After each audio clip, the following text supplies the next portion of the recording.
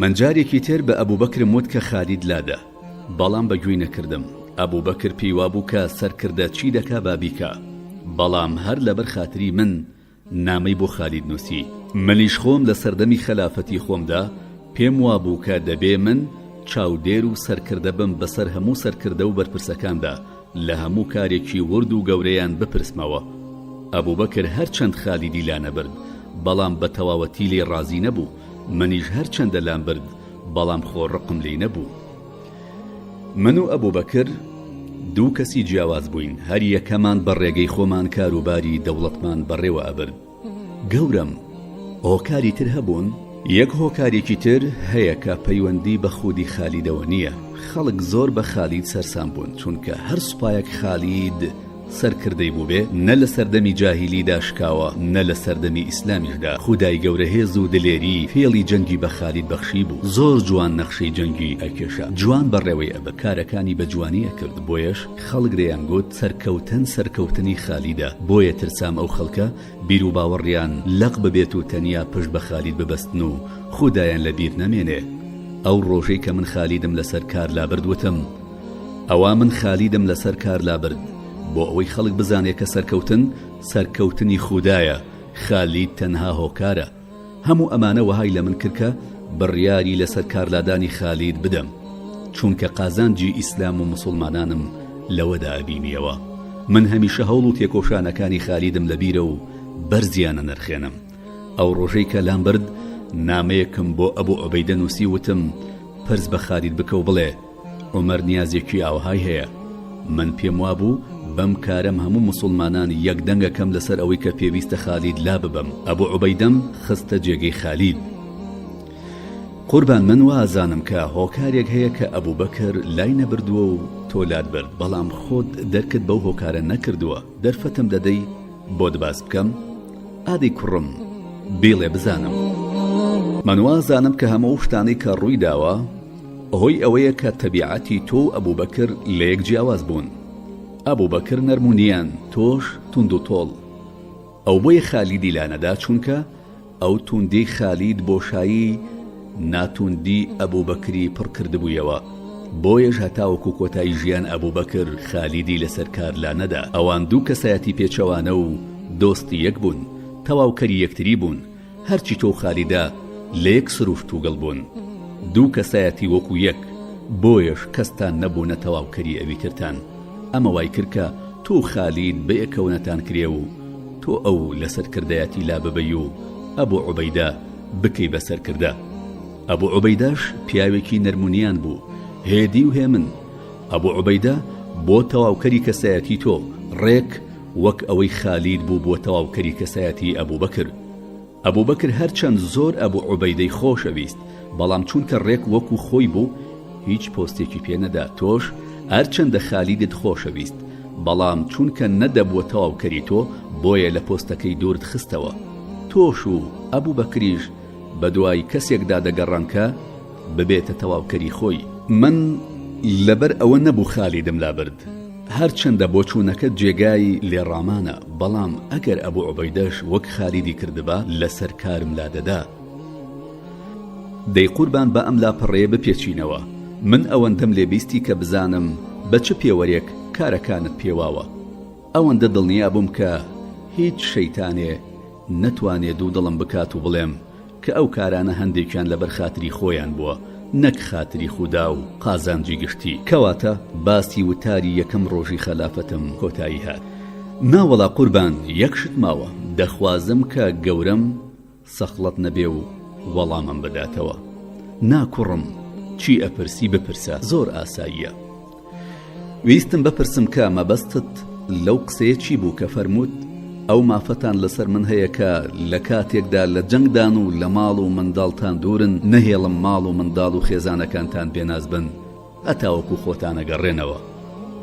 ئەوە ڕوونترین پرسیار بوو کە تۆ لە منت کرد. ئەوە قسەیەکی ڕوون و ئاشکرایە و هیچ پێچ و پەنای تێدا نییە و هیچ مەبەستێکی شاراوی تیا نییە، بۆیە زۆر بە کورتی وەڵامت ئەدەمەوە. دەی قوربان هەموو گیانم دەکەمە گوێ بۆ بیستنی فەرمودەکانت. کوڕی خۆم، خودای گەورە مسلمانان بۆ جیهاد هان ئەدا و فەرمان دەکا کە لە بەرامبەر کافراندا بوەستنەوە، بۆ ئەوەی ئاینەکەی بەسەر زەویدا بڵاو ببێتەوە. لە بەرامبەریشدا پاداشتێکی زۆر گەورەی بۆ جنگاوەرەکان داناوە. ئەو پاداشتە ئەوەندە مەزنە هەرچەند نوێژ و ڕۆژ و زۆر مەزنن، بەڵام نە ڕۆژ و گر بەهۆی ڕۆژووەوە و نەنوێژگار بەهۆی نوێژەکانیەوە پێناگەن. زۆر مسلمان بۆ دەستکەوتی ڕەزامەندی خوددا و پاشان دەستکەوتنی ئەو پاداشتە مەزنە ڕۆشتون. بەڵام هەرچۆنێک بێ ئەوانەش مرۆڤن، ژن و منداڵیان هەیە، خوشک و برایان هەیە، کەسانێکی وەهایان هەیە کە دەبێ سەرپەرشتیان بکەن، دەبێ بەخێویان بکەین، چاودێریان بین. لەو کاتی دەچن بۆ جیهادکردن کە کەس نییە چاودێر و بەخێوکەر و سەرپەرشتیکاری ئەوانە بێ. ئەوە کەی ڕەوایە ئەو مرۆڤانە بچن لە پێناوی خوادا بجەنگن و ژن و منداڵ و خوشک و برا و دایک و باوک بەجێبێڵن و ئەوانیش لە بێ کەسیدا چاو ببڕنە دەستی ئەم و ئەو. نابە خوددا ڕەوا نییە، دەبێ لەو کاتێک کە ئەوان لە ماڵ و حاڵی خۆیان دانین من چاودێر و بەخێوکەری ماڵ و منداڵ و کەسوکاری ئەوان بم. ئەگەر باوک لە ماڵ نەبووە دەبێ من باوک بم بۆیان، ئەگەر برا لە ماڵ نەبوو دەبێ من برا بم. نابێ من تێر بخۆم هەتاوەکو ئەوان تێر نەخۆن، نابێ ئەرخەیان و ئاسوودە بم هەتاوەکو ئەوان ئەرخەیان و ئاسوودە نەبن، نابێ بخەوم هەتاوەکو ئەوان بە ئارامی نەخەون، نابێ بەجارێ بێمێردی و بێباوکی و بێبراییان پێوە دیار بێ و چاو لە دەستی ئەم ئەو بن. نابێ عومەریش منەت بکا بەسەریاندا، ئەمە پێویستیەکی سەرشانی عومەرە و دەبێ جێبەجێیان بکە. چەند جوامێری قوربان، چەند سەربەرز و جوامێری، ئەمە ئاینە ڕۆڵەکەم، ئەمە شەرعی خوددایە. هەندێک کەس وازانن ئەگەر ئێمەدا کۆکیان لێ بکەین پیاوەتیان لەگەڵدا دەکەین. دەی کوڕم بزانم دوای وتاری یەکەم ڕۆژی خەلیفایەتی چه پرسیارێکی ترت لە لاگەڵاڵە بووە؟ زۆرم لەلایە قوربان، خەڵک لە قسەکردن لەگەڵ تۆ و هاوێنەکانی تۆ تێر نابێ. بە خوددا ئاتاوەکو کۆتایی ژیانم لە خزمەتی تۆدا ببم و قسەت لەگەڵدا بکەم تێر نابم. بۆیە بۆ توێژت لەگەڵدا دەکەم و پرسیارت لەبارەی خۆتەوە لێکەم و ئەو پرسیارانەش خۆشەویستیت لە دڵمدا زیاتر چەکەرە پێەکە. دڵنیا دەبم کە زۆر خۆڕاگر و بە حەوسەڵی من هەرگیز لاموانە بووە کە خۆڕاگری و حەوسەڵە لەگەڵ تۆ تند و تۆڵی و تەکوزی دژی یەک بن، بەڵکو تەواوکەری یەکترن، پاک و بێگەردی بۆ ئەو خوددایە کە خۆڕاگری و توندایەتی حەوسەڵە و هەڵچوونی لە تۆدا کۆ کردوتەوە. تۆیەک کە ئەگەر پێغەمبەرێکی تر دوای پێغەمبەری ئیسلام هەبا ئەوە تۆ دەبووی. دەی کوڕم ئەمە گومان باشی خۆتە بەرامبەری من، بە خوددا تۆ شایانی ئەو گومانە باشەی. دەی وازدەم قسانە بێنە بپرسە بزانم چه پرسیارێکت لەلایە. لە زۆر کەسم بیستووە و تەنانەت لە زۆر کتێبدا خوێندومەتەوە کە قورئان لە زۆر شوێندا هاوڕابووە لە تەکتۆ. ئەگەر خەڵک هەمووی ڕایەکی هەبوو بێت و تۆش ڕایەکی جیاواز، ئەوە قورئانی پیرۆز لەگەڵ تۆدا هاوڕابووە و ڕاکەی تۆی پەسەند کردووە. پێم خۆشە باسی ئەوم بۆ بکەی. کوڕی خۆم منی ژێکێکم وەک ئەو خەڵکە، لەوان زیاتر نیم. جاری وا هەیە ڕاو بۆ چوونەکانم ڕاست دەردەچن و جاری واژ هەیە نایپێکم. تەنیا پێغەمبەران دوورن لە هەڵە، بەڵام خودای میهرەبان جۆرە هەست و لێزانینێک بە هەندێک کەس ئەبەخشێ، دڵیان ڕووناک دەکاتەوە. ئەو بڕیاری کە دەیدەن ڕێک وەک بڕیاری خوددا دەردەچێ. خودای گەورە لوتفی لەگەڵ مندا کردووە و چەند جارێک ڕاو بۆ چوونەکانم وەکو قورئان دەرچوون. دەی قوربان بۆم باس ناکەی؟ باسی ئەوە زۆری پێچێ، بەڵام قەی ناکە وەڵامت ئەدەمەوە. قوربان من لە قسەی تۆ تێر نابم، چۆنی دەکەی بیکە تینوێتیم بشکێنە. دەیکەوا بوو گوێ بەگرە، من زۆر جار قسەکانم وەکو قورئان دەرچووە. یەکەم کاتی خۆی ئێمە لە مەقامی حەزرەتی ئیبراهیمدا نوێژمان نەدەکرد. بە پێغەمبەر موسی صلی الله علیه و سلم قوربان بۆ لە مەقامی ئیبراهیمدا نوێژ نەکەن. زۆری پێنەچوو خودای گەورە ئاەتی واتخذوا من مقام إبراهيم مصلى بقرة آياتي 125 نارد خوارەوە، واتە پێمان وتن شوێنی ئیبراهیم بکەنە جێگای نوێژ. ئەی پاک و بێگەردی بۆ خوددا، بەڵام قوربان چی وای لە تۆ کرد ئەو داواکاریە بکەی لە پێغەمبەر صلی الله علیه و سلم؟ جا بۆ داواکاریەکی وام نەبێ هەر کەس بەباشی ئیبراهیم بناسێ و لە ژیاننامەی ئاگادار بێ و پێش گوێی سەر بە گوێی دڵ گوێی بۆ ژیاننامەی گرت بێ ئەوە ئیبراهیم و ئاینی ئیبراهیم و شوێنکەوتوانی ئیبراهیمی خۆشەوێ. ئیبراهیم پیاوێکی وابوو کە خودای گەورە کردبووی بە خۆشەویستی خۆی. ئەڵبژاردەی خودا بوو، پێغەمبەر بوو، بەڵام پێغەمبەر لە تاقیکردنەوەی ئاینێکدا دەرچوو، کوڕەکەی پاڵخست بۆ ئەوەی سەری ببڕێ و فەرمانی خودا جێبەجێ بکە. دژایەتی نەمرودی کرد، بەرامبەر بە فیرعون وەستایەوە. دوای ئەمانە خودای گەورە فەرمانی پێکرد کە کەعبە نۆژەن بکاتەوە. ئەوە بوو دەستی کرد بە نۆژەنکردنەوەی کەعبەی پیرۆز. ئیسماعیل بەردی بۆ دەهێنا و ئەویش وەستایی دەکرد. کە دیوارەکە بەرز بوویەوە بەردێکی گەورەی هێنا بۆ ئەوەی بچێتە سەری و دیوارەکە زیاتر بەرز بکاتەوە. جێپی حەزرەتی ئیبراهیم لەسەر ئەو بەردە دەرکەوت و چاڵ بوو. ئەو پیاوێکی وەها بوو کە دڵی بۆ خودا نەرم کردبوو. لە بەرامبەردا خودای گەورە بەردی لە ژێر پێدا نەرم کردبوو. ئیتر شوێنی ئەو بەردە بوو بە مەقامی ئیبراهیم. من بە بۆچوونی خۆم ئەوەم بۆ دەرکەو کە لای ئەو بەردە شوێنێکی پیرۆزە و جێی خۆیەتی کە موسڵمانان نوێژی تێدا بکەن. هەرچەندە هەموو لایەکی کەعبە هەر پیرۆزە، بەڵام ئیتر ئەو جێگەیە پیرۆزیەکی زیاتری تێدایە. پاشان خودای گەورە وەک پاڵپشتی بۆ ڕاو بۆ چوونەکەی من ئەو ئاەتەی ناردە خوارەوە. ئەمەش چاکە و بەخششێکە کە خودای گەورە بە هەر کەسی بێوێ دەیدا. پاک و بێگەردی بۆ خودا. پێغەمبەر ڕاستی فەرمووە، حەق و ڕاستی خراوەتە سەر دڵ و زمانی عومەر. ئەمە جاری یەکەم. ئەی جاری دووهەم چۆن بوو قوربان؟ جاری دووهەم ئیتر باسی تەبع و سروشتمانە کرد، باسی جیاوازی سروشتی من و ئەبوو بەکرمان دەکرد. بەڵێ قوربان وابوو باسمان کرد. بەڵێ کوڕم وابزانم لەبیرت چوو من نمونەیەکم بۆ باس کردی تۆ هەستت پێ نەکرد کە ئەوە دووەم جار بوو خودای گەورە پاڵپشتی قسەی منی کردبێ. کام قسەیەت مەبەستە گەورم؟ باسی دیلەکانی بەدر. بیرم هاتەوە قوربان وابوو باسمان کرد. دەکرێ ئەم جارەش باسی بکەیتەوە و بزانم لەکوێدا خودای تاقانە پاڵپشتی تۆی کرد. باشە کوڕم، لە جەنگی بەدردا خودای گەورە ئێمەی سەرخست. جەنگ تەواو بوو، هەرکێ کوژرا ئەوەی کە بەدیلی گیرا. پێغەمبەری نازار صلی الله علیه وسلم لەمەڕ ئەو دیل و یەخسیرانە پرس و ڕاوێژی بە ئێمە کرد، چونکە هەتاوەکو ئەو کاتە هیچ دەقێکی قورئان لەو بارەوەدا نەبەزی بوو. ئەبوو بەکر وتی قوربان ئەوانە هەمویان کوڕی هۆزی خۆمانن، خزم و کەسوکارن. من پێم باشە شتێکیان لێوەربگرین و ئازادیان بکەین. ئەو پارەی کە وەریەگرین بەهێزمان دەکات و بەڵکو ئەمە خودایە ئەوانیش دوایی هیدایەت وەربگرن و مسلمان ببن و دوایی ببنە هاوکار و پاڵپشتی خۆمان. پێغەمبەری نازار صلی الله علیه وسلم پرسی بە منیش کرد. من وتم ناوەڵا، من ئەو بۆچوونەی ئەبوو بەکرم پێ باش نییە، من پێم باشە لە ناویان بەرین. ئەوانە هەمویان کافرن و کەسی ئاسایی و هەژاری ژنین، گەورە کافرن. من خۆم داوام لە پێغەمبەر کرد صلی الله علیه وسلم کە نزیکترین خزمی خۆمم پێ بدا بۆ ئەوەی لە ناوی ببەم. عەقیلی کوڕی ئەبوو تالیب کە برای عەلی بوو بیدا بە عەلی لە ناوی ببە، بۆ ئەوەی کافرەکان بزانن کە دڵمان بە ئەندازەی سەرەدەرزیەکیش بۆ ئاینە کۆنەکە لێنادا. پێغەمبەریش صلی الله علیه وسلم تەشریفی بردە ناو خێوەتەکەی خۆی و زۆری پێ نەچوو تەشریفی هێنایە دەرەوە. فەرمووی خودای مەزن دڵی هەندێک کەس وا نەرم دەکا لە نەرمیش نەرمترە، دڵی هەندێک کەسیش وا تون دەکا لە بەردیش تونترە.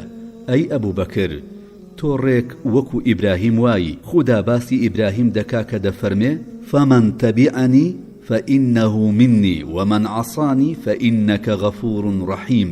واتە سا هەر کەسێ شوێنی من کەوت ئەوە ئەو کەسە لە خۆمە، هەر کەسێکیش لێم یاخی بوو ئەوسا ئەتۆ خەتا بەخش و دلۆڤانی وەک عیسا وایی. خوددا باسی عیسا دەکا کە دەفەرمێ إن تعذبهم فإنهم عبادك وإن تغفر لهم فإنك أنت العزيز الحكيم. واتە ئەگەر بتەوێ ئازاریان بدەی بەندەی خۆتن، ئەگەر بشتەوێ لێیان خۆشبی بۆ دەزانی و هەر بۆ خۆتی کە دەسەڵاتت بەدەستە و لە کارزانی. عومەریش ڕێک وەکو نوحە. خودای گەورە دەفەرمێ نوح دەیفەرموو ربی لا تذر على الأرض من الكافرين ديارا. واتە خودایە لەم سەر هەردا و کەسانەی کە تۆ ناناسن جوقەواریان لێمەهێڵە. وەکو موسای خوددا باسی موسا دەکاکە دەفەرمێ ربنا اطمس على أموالهم واشدد على قلوبهم فلا يؤمنوا حتى يروا العذاب الأليم. واتا خدای گەورە دڵیان لێ تەرت و تونا بکە، دڵیان پتر ڕق و ڕەش بکە با هەرگیز باوەڕ نەهێنن هەتا جەزرەبەی بە ئێشی زۆر بەژان بە چاوی خۆیان دەبینن. ئێوە ئەی دیلەکان ئێستا هەژار و ئاتاجن، یان بەکڕینەوە ڕزگارتان دەبێ یان بە لەناوبردن. بۆ سبەینێ چوومە خزمەتی پێغەمبەری نازار صلی الله عليه وسلم. تەماشا دەکەم ئەو ئەبوو بەکر هەردووکیانە گرین. وتم ئەی پێغەمبەری خوددا، ئەوە تۆ هاوڕێکت بۆ گرین، با بزانم مەسەلە چییە؟ ئەگەر گریانی دەوێ با منیش بگریم، ئەگەر نا با لەبەر ئەو گریانەی ئێوە خۆم بگرێنم. پێغەمبەر صلی الله عليه وسلم فەرمووی لەبەر ڕاوبۆچوونی هاوڕێکانە دەگریم. ئەوان وتیان با ئەو دیلانە بە پارە ئازاد بکەین. ئەم شەو سزای ئەوانەم هەموو بینی.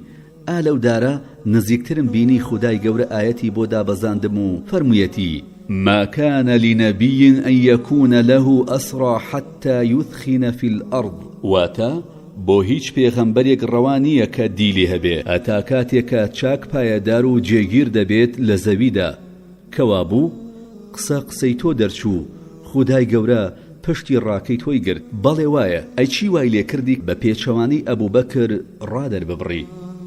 من پێچەوانی ئەبوو بەکر ڕامدەر نەبڕی. بە خودای گەورە ئەو پیاوێکی قسە ڕاست و ڕاساڵ بوو. دوای پێغەمبەران کەس وەک ئەو نییە، بەڵام شورا بۆیە هەیە بۆ ئەوەی هەر کەس ڕای خۆی دەرببڕێ. ڕاو بۆ چوونەکان بە بەڵگەوە هەڵبسەنگێنرێن، دوایی خاوەن بڕیار ڕاکان بەسەر بکاتەوە و کامەیانی لە هەمویان بە باشتر زانی و لە فەرمانی خوددا زیاتر نزیک بوو ئەوە پەسەند بکات و بڕیاری پێبدا. ئەو کەسەی کە ڕادەردەبڕێ بە بیر و بۆچوون و تێڕوانینی خۆی شتەکان هەڵدەسەنجێنێ. ئەو کەسەیشی کە بڕیار بەدەستە هەروایە. من بۆیە ئەو ڕایم هەبوو چونکە دەمزانی کە خودای گەورە نەسەب و حەسەبی سەردەمی نەفامی بەلاوە هیچە. خزم و بنەماڵی مرۆڤی مسلمان بیر و باوەڕەکەیەتی. من دەترسام ئەو دیلانە ئەو بڕیارە کە بە پارە ئازاد بکرێن بەو جۆرە لێک بدەنەوە کە گوایە ئێمە هێشتا لە ئەوان دەترسین و لاوازین. من ویستم تیان بگەێنم کە ئێمە چاو نەترسین، لەخوا بەلاوە لە هیچ شتێکی تر ناترسین. ئێمە تەنیا ڕەچاوی بیر و باوەڕ و دینداری ئەکەین. من کوشتنی ئەوانەشم بەو جۆرە پەسەند کرد کە هەموو کەسە و خزمی نزیکی خۆی بکوژێ. جا هەر کەسە و حیسابە بۆ خەڵک بکە کە بۆ خۆیشی کردوێتی ئەوەستەمی لەو خەڵکە نەکردووە.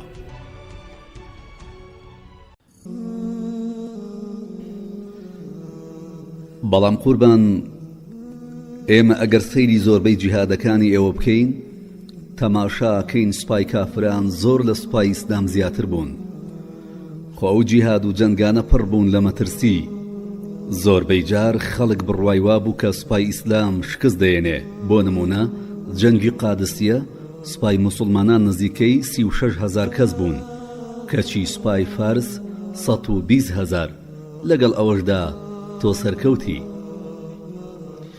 کوڕم ئەگەر سەرکەوتن بە ژمارە و کەرەستەی جەنگەوە ببەستینەوە ئەوە قسەکەت تەواو ڕاستە. بەڵام سوپای ئیسلام بەهۆی گۆڕایاڵی لە فەرمانەکانی خودای تاقانە و یارمەتی خودایی سەردەکەوێ. کوفر بەهۆی پشتکردنە فەرمانەکانی خودا و ئەو ترس و لەرزە دەدۆڕان کە خودا دەیخستە دڵیانەوە. ئەمە یەک. دووهەمیش لەگەڵ ئەو جیاوازیە گەورەیەش لە ژمارە و کەرەستەی جەنگیدا ئەو جەنگە جەنگێکی کراوە بوو. پیا و بەرابەری پیا و دەوەستا. مەترسی لەو جەنگەدا لە مەترسیەکانی هیچ جەنگێکی تر زیاتر نەبوو. ئەگەر شتەکە پێچەوانە بە ئەوان 36,000 و ئێمە 120,000. مەترسی ڕوبەڕووبوونەوە هەر هەبوو. ئەو قسەی من مەبەستم شتێکی تر بوو نەک ژمارە و کەرەستە. شتی وەکو چی گەورم ئێستا پێ دەڵێم و دوو نمونەشت بۆ باز دەکەم. نمونە و ڕووداوەکان باشتر مرۆڤ تێدەگەێنن هەتاوەکو قسە. نمونەی یەکەمیان لە سەردەمی مندا ڕوویدا. معاوی کوڕی ئەبوو سوفیان زۆری لێکردم و زۆر داوای کرد کە بە ڕێگەی دەریادا بچین بۆ ڕزگارکردنی قوبروس. من لە ژیانی خۆمدا دەریام نەبینی بوو. نامەیەکم نووسی بۆ عەمری کوڕی عاس بۆ ئەوەی بە درێژی باسی دەریا و سەفەری سەر دەریان بۆ بکە. عەمر وەڵامی نامەکەی دایەوە وتی من کشتی زەبەلاحم دیوە خەڵکانێکی کەم سواری بوون ئەگەر لە ناو ئەودا بوەستێ دڵەکان ئازار دەبینن خۆ ئەگەر بڕوا عاقڵەکان جام دەبن پیاو سەرگەردان دەبێ و نازانێت چی بکە خواخوایانە بگەنەجێ ئەگەر ئەو شتە کەشتیەکە لەرەلەر و ئەملاولا بکە دەخنکێن ئەگەریش بە سەلامەتی بگەنەوە جێ تازە بە زەحمەت جارێکی تر سواری کەشتیەکە دەبنەوە من کە ئەم نامەیەم خوێندەوە نامەیەکم بۆ معاویە نووسی وتم هەرگیز تاقە سەربازێک بە ڕێگەی دەریادا نانێرم بۆ جەنگ و نایان خەمە مەترسیەوە ڕۆڵە لە مەبەستم تێگەیشتی ئێستا بەڵێ قوربان تێگەیشتم ئەی ڕووداوی دووەم چی بوو ڕووداوی دووهەم لە سەردەمی ئەبوبەکردا ڕوویدا خالیدی کوڕی وەلید نامەیەکی بۆ ئەبوبەکر نووسی بوو داوای کردبوو کە موسەنای کوڕی حاریسە لە جیاتی خۆی بێ بیکاتە سەرکردەی عێراق و خۆی بڕوا بگاتە سوپای موسڵمانان لە یەرموک بەڕاستی خالیدی کوڕی وەلید جەنگاوەر بوو باوەڕ ناکەم تازە هیچ ژنێک ڕۆڵی ئاوەها بە جەرگ بنوێنێ چونکە ئەوەندە زیرەک و لێهاتوو بوو وایە زانی هەموو کەس وایە من ئەمەم بەلاوە سیر نەبوو بەڵام خەمی ئەو کەسانم بوو لای ئەو سەرباز بوون المهم خالید دەیویست بە ڕێگەدا سوپا بەرەو یەرموک بباکە ڕوومەکان پێی نەزان و هەستی پێ نەکەن ئەوەش دەبوو ئیلا بە بیابان و سارای سەماوەدا تێپەڕ ببن ئەو سارایە چۆڵ و بیابانێکی پڕمەترسیە ئەو ڕابەرایەتیەکی وەهای کردبوو کە مندان بە زیرەکێکەیە دەنێم بزانە چی کرد هەرچی حوشتری گەورە و پیر هەبوو هەموو تینو کردن پاشان زوو ئەوەندە ئاوی دەدان ئاتاوەکو هەمویان زگیان وەک حەوزی ئاوی لێ هاتبوو سوپاکەی خستە ڕێ هەموو ڕۆژێک لەو حوشترانەی سەردەبڕی و گۆشتەکەی دەدا بە سەربازەکان و ئاوی نێوزگی حوشترەکانی دەدا بە ئەسپەکان 4 ڕۆژی ڕێک بەو جۆرە سوپاکەی جوڵاند لە کاتی دیاریکراوی خۆیدا گەیشتنە جێ سوپای دوژمنانی تێکشکاند هەواڵی سەرکەوتنیان گەیشتەوە بە ئێمە ئەبوبەکر تەواو دڵخۆش بوو بەڵام من دەستم کرد بە دەمەقڕە لەگەڵیدا وتم بە ئەبوبەکر ئەگەر خالید تەنیا گیانی خۆی بخستایەتە مەترسیەوە ئەوە کەیفی خۆیەتی منیش حەقم بەسەریەوە نەبوو بەڵام چۆن دەبێ گویانی سەربازەکان بخاتە مەترسیەوە ئەوە سەرکەشیە کوڕم ئێستا تێگەیشتی مەبەستم لە ئەو مافەتان لەسەر من هەیەکە نەتان فەوتێنم و نەتان خەمە تەنگانە و ناڕەحەتیەوە چی بوو؟ بەڵێ قوربان تێگەیشتم قوربان لەبەر ئەوە بوو کە هەر بووی بە خەلیفە یەکەم کاری تۆ ئەوە بوو کە خالید لە سەرکردایەتی لا ببەی یەکەم دەبێ بزانی من خالیدم لەبەر ئەوە لا نەبرکە خوا نەخواستە لاوازیەک لە ئاین و بیر و باوەڕەکەیدا هەبێ هیچ گومانیشم لە زیرەکی و لێهاتووی ئەو نەبوو لەبەر ئەوە نەبوو کە سوپاکەی بە بیاباندا تێپەڕان کرد بوو من لەبەر چەند هۆکارێکی تر ئەوم لادا ئەو بڕیارەشم بە شەو ڕۆژێک بۆ دروست نەبوو من داوام لە ئەبوبەکریش کردبوو کە لە سەرکردایەتی لای ببە بەڵام ئەبوبەکر ڕایەکی تری هەبوو ئەبوبەکر دانی بەوە دادەنا کە خالید هەندێ هەڵی کردووە خۆ پێغەمبەرانیش نەبێ هەموو کەسێ هەڵە هەر ئەکا ئەو هەڵانەی کە خالیدیش کردنی ئەوەندە گەورە نەبوون زەرەر لە بیر و باوەڕ و دینی خالید بدا ڕۆڵە ئاوی کانی پیس نابێ خالید نەکانی بگرە دەریا بوو ئەبوبەکر خالیدی لە سەرکردایەتی لا نەبرد بەڵکو هەندێ سەرکۆنە و گلەی لێ کرد ئەو پێیوا بوو ئەو کارە هەڵانەی خالید بە قەستی نەبووە ئەو پێیوا بوو مانەوەی خالید لە پۆستەکەیدا ئەوەندە گرنگە هەموو هەڵەکانی داپۆشێ دووەم زیاد لەوەی کە باسم کرد من پێم وابوو کە شمشێرەکەی خالید تووشی هەڵە بووە تەنانەت لە سەردەمی پێغەمبەردا صلی الله عليه وسلم خالید هەندێ دیل و یەخسیری کوشتن هەرەو ڕۆژە پێغەمبەر صلی الله عليه وسلم هەردوو دەستەکانی بەرزکردنەوە فەرمی خودایە من بەریم لەو کاری کە خالید کردوێتی جا پێغەمبەری نازار صلی الله عليه وسلم خۆی لە کاری خالید بەری کردبێ نەک لە خودی خالید چونکە ئیزانی خالید بیر و باوەڕی وەکو پۆڵا بتە و هایمە بەڵام من بڕیار لەسەر کار دەدەم نەک لەسەر کەسایەتی خالید ئەگەر بە ئەوەندە بوەستایەتەوە ئەوان منیش لەسەر کردایەتی لام نەدەدا بەڵام ئەو لە سەردەمی خەلافەتی ئەبوبەکریشدا دیسان هەڵەیەکی وای کرد مالیکی کوڕی نوێرەی کوشت ئەبوبەکر بانگی کرد و لێپرسینەوەی لەگەڵدا کرد خالید خوێنی مالیکی بە کەسوکاری مالیکدا و سوڵحیان کرد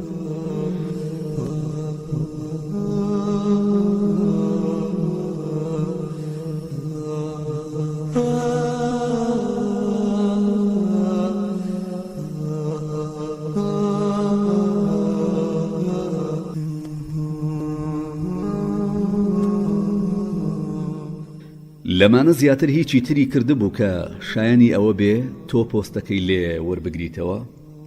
بەڵێ، خالید بێ ئەوەی پرس بە ئەبوبەکر بکات دەستکەوتی جەنگی دابەش دەکرد. من بە ئەبوبەکرم وت نامەیەک بۆ خالید بنووسە و پێی بڵێ کە هیچ کەس بۆی نییە دەستکەوتی جەنگ دابەش بکە، بەڵکو دەبێ بۆ خەزێنەی دەوڵەتی بهێنێتەوە. ئەبوبەکر نامەی بۆ نارد. خالید ئاوا وەڵامی دایەوە، یا وازم لێ بێنە خۆم چی دەکەم بیکەم یان واز دەهێنم. من جارێکی تر بە ئەبوبەکرم وت کە خالید لادە، بەڵام بەگوێی نەکردم. ئەبوبەکر پێی وابوو کە سەرکردە چی دەکا با بیکە، بەڵام هەر لەبەر خاتری من نامەی بۆ خالید نووسی. منیش خۆم لە سەردەمی خەلافەتی خۆمدا پێم وابوو کە دەبێ من چاودێر و سەرکردە بم بەسەر هەموو سەرکردە و بەرپرسەکاندا لە هەموو کارێکی ورد و گەورەیان بپرسمەوە.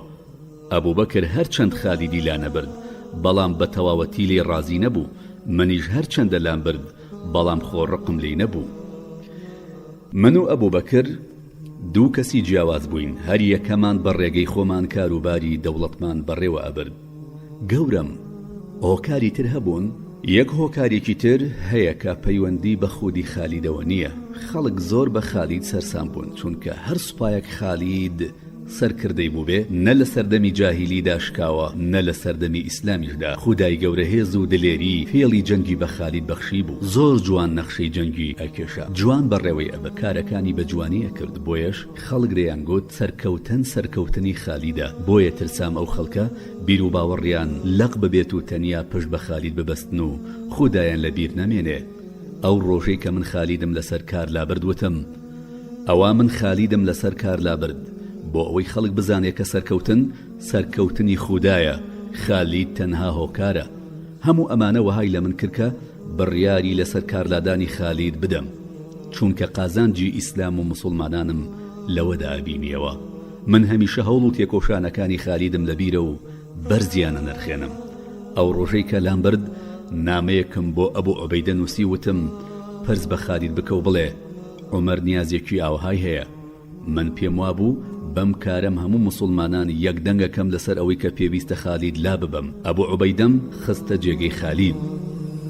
قوربان من وازانم کە هۆکارێک هەیە کە ئەبوبەکر لای نەبردووە و تۆلات برد، بەڵام خۆت دەرکت بەو هۆکارە نەکردووە. دەرفەتم دەدەی بۆت باس بکەم؟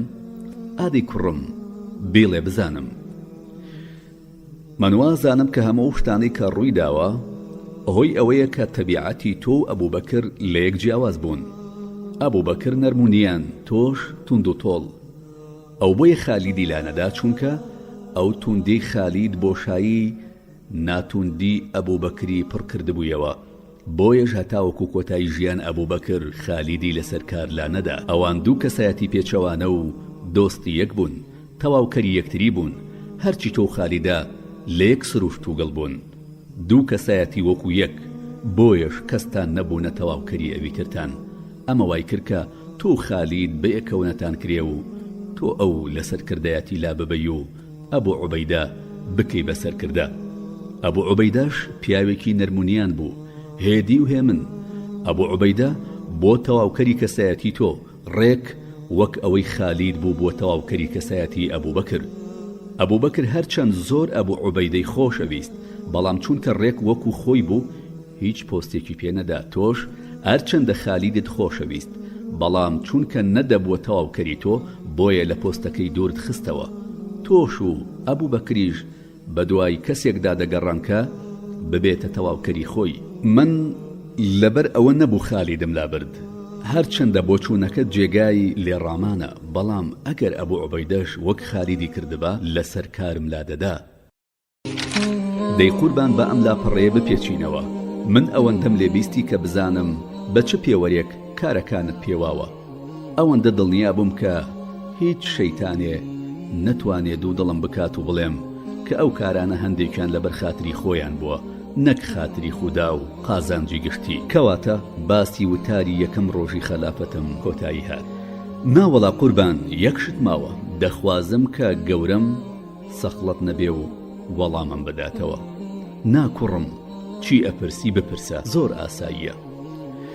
ویستم بپرسم کە مەبەستت لەو قسەیە چی بوو کە فەرمووت ئەو مافەتان لەسەر من هەیە کە لە کاتێکدا لە جەنگدان و لە ماڵ و منداڵتان دوورن نەهێڵم ماڵ و منداڵ و خێزانەکانتان بێناز بن ئەتاوەکو خۆتانە گەڕێنەوە. ئەوە ڕوونترین پرسیار بوو کە تۆ لە منت کرد. ئەوە قسەیەکی ڕوون و ئاشکرایە و هیچ پێچ و پەنای تێدا نییە و هیچ مەبەستێکی شاراوی تیا نییە، بۆیە زۆر بە کورتی وەڵامت ئەدەمەوە. دەی قوربان، هەموو گیانم دەکەمە گوێ بۆ بیستنی فەرمودەکانت. کوڕی خۆم، خودای گەورە مسلمانان بۆ جیهاد هان ئەدا و فەرمان دەکا کە لە بەرامبەر کافراندا بوەستنەوە بۆ ئەوەی ئاینەکەی بەسەر زەویدا بڵاو ببێتەوە. لە بەرامبەریشدا پاداشتێکی زۆر گەورەی بۆ جنگاوەرەکان داناوە. ئەو پاداشتە ئەوەندە مەزنە هەرچەند نوێژ و ڕۆژ و زۆر مەزنن، بەڵام نە ڕۆژ و گر بەهۆی ڕۆژوەوە و نەنوێژگار بەهۆی نوێژەکانیەوە پێناگەن. زۆر مسلمان بۆ دەستکەوتی ڕەزامەندی خوددا و پاشان دەستکەوتنی ئەو پاداشتە مەزنە ڕۆفتون. بەڵام هەرچۆنێک بێ ئەوانەش مرۆڤن، ژن و منداڵیان هەیە، خوشک و برایان هەیە، کەسانێکی وەهایان هەیە کە دەبێ سەرپەرشتیان بکەن، دەبێ بەخێویان بکەین، چاودێریان بین. لەو کاتی دەچن بۆ جیهادکردن کە کەس نییە چاودێر و بەخێوکەر و سەرپەرشتیکاری ئەوانە بێ. ئەوە کەی ڕەوایە ئەو مرۆڤانە بچن لە پێناوی خوادا بجەنگن و ژن و منداڵ و خوشک و برا و دایک و باوک بەجێبێڵن و ئەوانیش لە بێ کەسیدا چاو ببڕنە دەستی ئەم و ئەو. نابە خوددا ڕەوا نییە، دەبێ لەو کاتی کە ئەوان لە ماڵ و حاڵی خۆیان دانین من چاودێر و بەخێوکەری ماڵ و منداڵ و کەسوکاری ئەوان بم. ئەگەر باوک لە ماڵ نەبووە دەبێ من باوک بم بۆیان، ئەگەر برا لە ماڵ نەبوو دەبێ من برا بم. نابێ من تێر بخۆم هەتاوەکو ئەوان تێر نەخۆن، نابێ ئەرخەیان و ئاسوودە بم هەتاوەکو ئەوان ئەرخەیان و ئاسوودە نەبن، نابێ بخەوم هەتاوەکو ئەوان بە ئارامی نەخەون، نابێ بەجارێ بێمێردی و بێباوکی و بێبراییان پێوە دیار بێ و چاو لە دەستی ئەم ئەو بن. نابێ عومەریش منەت بکا بەسەریاندا، ئەمە پێویستیەکی سەرشانی عومەرە و دەبێ جێبەجێیان بکات. چەند جوامێری قوربان، چەند سەربەرز و جوامێری. ئەمە ئاینە ڕۆڵەکەم، ئەمە شەرعی خودایە.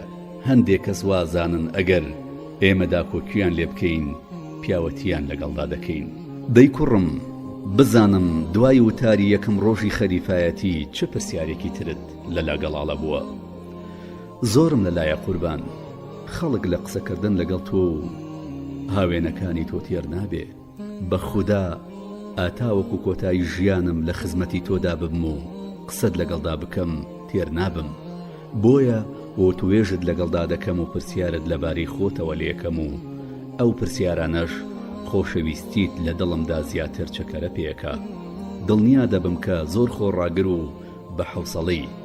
من هەرگیز لاموانە بووە کە خۆڕاگری و حەوسەڵە لەگەڵ تۆ تند و تۆڵی و تەکوزی دژی یەک بن، بەڵکو تەواوکەری یەکترن. پاک و بێگەردی بۆ ئەو خودایە کە خۆڕاگری و توندایەتی حەوسەڵە و هەڵچوونی لە تۆدا کۆ کردوتەوە. تۆیەک کە ئەگەر پێغەمبەرێکی تر دوای پێغەمبەری ئیسلام هەبا ئەوە تۆ دەبووی. دەی کوڕم، ئەمە گومان باشی خۆتە بەرامبەری من. بە خوددا تۆ شایانی ئەو گومانە باشەی. دەی وازدەم قسانە بێنە، بپرسە بزانم چه پرسیارێکت لەلایە. لە زۆر کەسم بیستووە و تەنانەت لە زۆر کتێبدا خوێندومەتەوە کە قورئان لە زۆر شوێندا هاوڕابووە لە تەکتۆ. ئەگەر خەڵک هەمووی ڕایەکی هەبوو بێت و تۆش ڕایەکی جیاواز، ئەوە قورئانی پیرۆز لەگەڵ تۆدا هاوڕابووە و ڕاکەی تۆی پەسەند کردووە. پێم خۆشە باسی ئەوم بۆ بکەی. کوڕی خۆم، منی ژێکێکم وەک ئەو خەڵکە، لەوان زیاتر نیم. جاری وا هەیە ڕاو بۆ چوونەکانم ڕاست دەردەچن و جاری واژ هەیە نای پێکەم. تەنیا پێغەمبەران دوورن لە هەڵە، بەڵام خودای میهرەبان جۆرە هەست و لێزانینێک بە هەندێک کەس ئەبەخشێ، دڵیان ڕووناک دەکاتەوە. ئەو بڕیاری کە دەیدەن ڕێک وەک بڕیاری خوددا دەردەچێ. خودای گەورە لوتفی لەگەڵ مندا کردووە و چەند جارێک ڕاو بۆ چوونەکانم وەکو قورئان دەرچوون. دەی قوربان، بۆم باس ناکەی؟ باسی ئەوە زۆری پێچێ، بەڵام قەی ناکە وەڵامت ئەدەمەوە. قوربان، من لە قسەی تۆ تێر نابم. چۆنی دەکەی بیکە تینوێتیم بشکێنە؟ دەیکەوا بوو گوێ بگرە. من زۆر جار قسەکانم وەکو قورئان دەرچووە. یەکەم کاتی خۆی ئێمە لە مەقامی حەزرەتی ئیبراهیمدا نوێژمان نەدەکرد. بە پێغەمبەر موسی صلی الله عليه وسلم قوربان بۆ لە مەقامی ئیبراهیمدا نوێژ نەکەن. زۆری پێنەچوو خودای گەورە ئاەتی واتخذوا من مقام إبراهيم مصلى بقرة آياتي 125 نارد خوارەوە واتە پێمان وتن شوێنی ئیبراهیم بکەنە جێگای نوێژ. ئەی پاک و بێگەردی بۆ خودا، بەڵام قوربان چی وای لە تۆ کرد ئەو داواکاریە بکەی لە پێغەمبەر صلی الله عليه وسلم؟ جا بۆ داواکاریەکی وام نەبێ هەرکەس بەباشی ئیبراهیم بناسیێ و لە ژیاننامەی ئاگادار بێ و پێش گوێی سەر بە گوێی دڵ گوێی بۆ ژیاننامەی گرتبێ، ئەوە ئیبراهیم و ئاینی ئیبراهیم و شوێنکەوتوانی ئیبراهیمی خۆشەوێ. ئیبراهیم پیاوێکی وا بوو کە خودای گەورە کردبووی بە خۆشەویستی خۆی. هەڵبژاردەی خودا بوو، پێغەمبەر بوو، بەڵام پێغەمبەر لە تاقیکردنەوەی ئاینێکدا دەرچوو، کوڕەکەی پاڵخست بۆ ئەوەی سەری ببڕێ و فەرمانی خودا جێبەجێ بکە. دژایەتی نەمرودی کرد، بەرامبەر بە فیرعون وەستایەوە. دوای ئەمانە خودای گەورە فەرمانی پێکرد کە کەعبە نۆژەن بکاتەوە. ئەوە بوو دەستی کرد بە نۆژەنکردنەوەی کەعبەی پیرۆز. ئیسماعیل بەردی بۆ دەهێنا و ئەویش وەستایی دەکرد. کە دیوارەکە بەرز بوویەوە بەردێکی گەورەی هێنا بۆ ئەوەی بچێتە سەری و دیوارەکە زیاتر بەرز بکاتەوە. جێپی حەزرەتی ئیبراهیم لەسەر ئەو بەردە دەرکەوت و چاڵ بوو. ئەو پیاوێکی وەها بوو کە دڵی بۆ خودا نەرم کردبوو. لە بەرامبەردا خودای گەورە بەردی لە ژێر پێدا نەرم کردبوو. ئیتر شوێنی ئەو بەردە بوو بە مەقامی ئیبراهیم. من بە بۆچوونی خۆم ئەوم بۆ دەرکەوت کە لای ئەو بەردە شوێنێکی پیرۆزە و جێی خۆیەتی کە موسڵمانان نوێژی تێدا بکەن. هەرچەندە هەموو لایەکی کەعبە هەر پیرۆزە، بەڵام ئیتر ئەو جێگەیە پیرۆزیەکی زیاتری تێدایە. پاشان خودای گەورە وەک پاڵپشتی بۆ ڕاو بۆچوونەکەی من ئەو ئاەتەی ناردە خوارەوە. ئەمەش چاکە و بەخششێکە کە خودای گەورە بە هەر کەسی بیەوێ دەیدا. پاک و بێگەردی بۆ خودا، پێغەمبەر ڕاستی فەرمووە، حەق و ڕاستی خراوەتە سەر دڵ و زمانی عومەر. ئەمە جاری یەکەم. ئەی جاری دووهەم چۆن بوو قوربان؟ جاری دووهەم ئیتر باسی تەبع و سروشتمانە کرد، باسی جیاوازی سروشتی من و ئەبوو بەکرمان دەکرد. بەڵێ قوربان وابوو باسمان کرد. بەڵێ کوڕم وابزانم لەبیرت چوو من نمونەیەکم بۆ باس کردی تۆ هەستت پێ نەکرد کە ئەوە دووەم جار بوو خودای گەورە پاڵپشتی قسەی منی کردبێ. کام قسەیەت مەبەستە گەورم؟ باسی دیلەکانی بەدر. بیرم هاتەوە قوربان وابوو باسمان کرد. دەکرێ ئەم جارەش باسی بکەیتەوە و بزانم لەکوێدا خودای تاقانە پاڵپشتی تۆی کرد. باشە کوڕم، لە جەنگی بەدردا خودای گەورە ئێمەی سەرخست. جەنگ تەواو بوو، هەرکێ کوژرا ئەوەی کە بە دیلی گیرە. پێغەمبەری نازار صلی الله عليه وسلم لەمەڕ ئەو دیل و یەخسیرانە پرس و ڕاوێژی بە ئێمە کرد، چونکە هەتاوەکو ئەو کاتە هیچ دەقێکی قورئان لەو بارەوە دانەبەزی بوو. ئەبوو بەکر وتی قوربان ئەوانە هەمویان کوڕی هۆزی خۆمانن، خزم و کەسوکارن. من پێم باشە شتێکیان لێوەربگرین و ئازادیان بکەین. ئەو پارەی کە وەریەگرین بەهێزمان دەکات و بەڵکو ئەمە خودایە ئەوانیش دوایی هیدایەت وەربگرن و مسلمان ببن و دوایی ببنە هاوکار و پاڵپشتی خۆمان. پێغەمبەری نازار صلی الله عليه وسلم پرسی بە منیش کرد. من وتم ناوەڵا، من ئەو بۆچوونەی ئەبوو بەکرم پێ باش نییە، من پێم باشە لە ناویان بەرین. ئەوانە هەمویان کافرن و کەسی ئاسایی و هەژاری نین، گەورە کافرن. من خۆم داوام لە پێغەمبەر کرد صلی الله عليه وسلم کە نزیکترین خزمی خۆمم پێ بدا بۆ ئەوەی لە ناوی ببەم. عەقیلی کوڕی ئەبوو تالیب کە برای عەلی بوو بیدا بە عەلی لە ناوی ببە، بۆ ئەوەی کافرەکان بزانن کە دڵمان بە ئەندازەی سەرەدەرزیەکیش بۆ ئاینە کۆنەکە لێنادا. پێغەمبەریش صلی الله عليه وسلم تەشریفی بردە ناو خێوەتەکەی خۆی و زۆری پێنەچوو تەشریفی هێنایە دەرەوە. فەرمووی خودای مەزن دڵی هەندێک کەس وا نەرم دەکا لە نەرمیش نەرمترە، دڵی هەندێک کەسیش وا تون دەکا لە بەردیش تونترە. ئەی ئەبوو بەکر تۆ ڕێک وەکو ئیبراهیم وایی. خودا باسی ئیبراهیم دەکا کە دەفەرمێ فمن تبعني فإنه مني ومن عصاني فإنك غفور رحيم.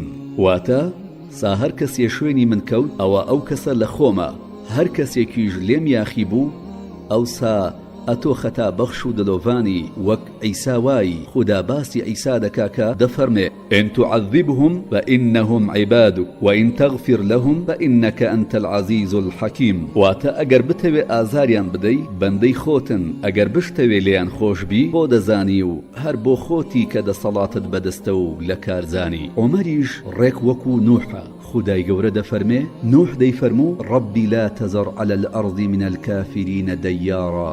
واتە خودایە لەم سەر هەردا و کەسانەی کە تۆ ناناسن جووقەواریان لێمەهێڵە. وەکو موسای خدا باسی موسا دەکاکە دەفەرمێ ربنا اطمس على أموالهم واشدد على قلوبهم فلا يؤمنوا حتى يروا العذاب الأليم. واتا خدای گەورە دڵیان لێ تەرت و تونا بکە، دڵیان پتر ڕق و ڕەش بکە با هەرگیز باوەڕ نەهێنن هەتا جەزرەبەی بە ئێشی زۆر بەژان بە چاوی خۆیان دەبینن. ئێوە ئەی دیلەکان ئێستا هەژار و ئاتاجن، یان بەکڕینەوە ڕزگارتان دەبێ یان بە لەناوبردن. بۆ سبەینێ چوومە خزمەتی پێغەمبەری نازدار صلی الله عليه وسلم. تەماشا دەکەم ئەو ئەبوو بەکر هەردووکیانەگرین. وتم ئەی پێغەمبەری خوددا ئەوە تۆ هاوڕێکت بۆ گرین، با بزانم مەسەلە چییە؟ ئەگەر گریانی دەوێ با منیش بگریم، ئەگەر نا با لەبەر ئەو گریانەی ئێوە خۆم بگرێنم. پێغەمبەر صلی الله عليه وسلم فەرمووی لەبەر ڕاوبۆچوونی هاوڕێکانە دەگریم. ئەوان وتیان با ئەو دیلانە بە پارە ئازاد بکەین. ئەم شەو سزای ئەوانەم هەموو بینی. ئالەو دارە نزیکترم بینی خدای گەورە ئاەتی بۆ دابەزاندم و فەرموویەتی ما كان لنبي أن يكون له أسرى حتى يثخن في الأرض. واتا بۆ هیچ پێغەمبەرێک ڕەوانیە کە دیلی هەبێ هەتا کاتێکە چاک پایەدار و جێگیر دەبێت لە زەویدا.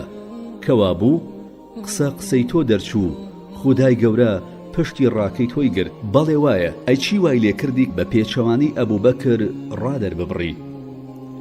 من پێچەوانی ئەبوو بەکر ڕامدەر نەبڕی. بە خودای گەورە ئەو پیاوێکی قسە ڕاست و ڕاستاڵ بوو. دوای پێغەمبەران کەس وەک ئەو نییە، بەڵام شورا بۆیە هەیە بۆ ئەوەی هەر کەس ڕای خۆی دەرببڕێ. ڕاو بۆ چوونەکان بە بەڵگەوە هەڵبسەنگێنرێن، دوایی خاوەن بڕیار ڕاکان بەسەر بکاتەوە و کامەیانی لە هەمویان بە باشتر زانی و لە فەرمانی خوددا زیاتر نزیک بوو ئەوە پەسەند بکات و بڕیاری پێبدا. ئەو کەسەی کە ڕادەردەبڕێ بە بیر و بۆچوون و تێڕوانینی خۆی شتەکان هەڵدەسەنجێنێ. ئەو کەسەیشی کە بڕیار بەدەستە هەروایە. من بۆیە ئەو ڕایم هەبوو چونکە دەمزانی کە خودای گەورە نەسەب و حەسەبی سەردەمی نەفامی بەلاوە هیچە. خزم و بنەماڵی مرۆڤی مسلمان بیر و باوەڕەکەیەتی. من دەترسام ئەو دیلانە ئەو بڕیارە کە بە پارە ئازاد بکرێن بەو جۆرە لێک بدەنەوە کە گوایە ئێمە هێشتا لە ئەوان دەترسین و لاوازین. من ویستم تیان بگەێنم کە ئێمە چاو نەترسین، لەخوا بەلاوە لە هیچ شتێکی تر ناترسین. ئێمە تەنیا ڕەچاوی بیر و باوەڕ و دینداری ئەکەین. من کوشتنی ئەوانەشم بەو جۆرە پەسەند کرد کە هەموو کەسە و خزمی نزیکی خۆی بکوژێ، جا هەر کەسە و حیسابە بۆ خەڵک بکە کە بۆ خۆیشی کردوێتی ئەوەستەمی لەو خەڵکە نەکردووە. بەڵێ قوربان، ئەمە دووەم جارەکە قورئان ڕای لەگەڵ تۆدایە. ئەی سێهەم چۆن بوو؟ بەڵێ شتێک هەیە با بیڵێم. دەفەرموو قوربان هەموو گیانم دەکەم بەگوێ بۆ بیستنی فەرمایشتەکانت.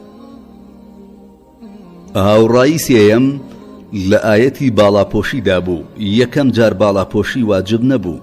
من پێم خۆش بوو کە پێغەمبەر صلی الله عليه وسلم فەرمان بە خێزانەکانی خۆی و دوایی ئافرەتە موسڵمانەکانیش بکە بۆ ئەوەی باڵاپۆش بن.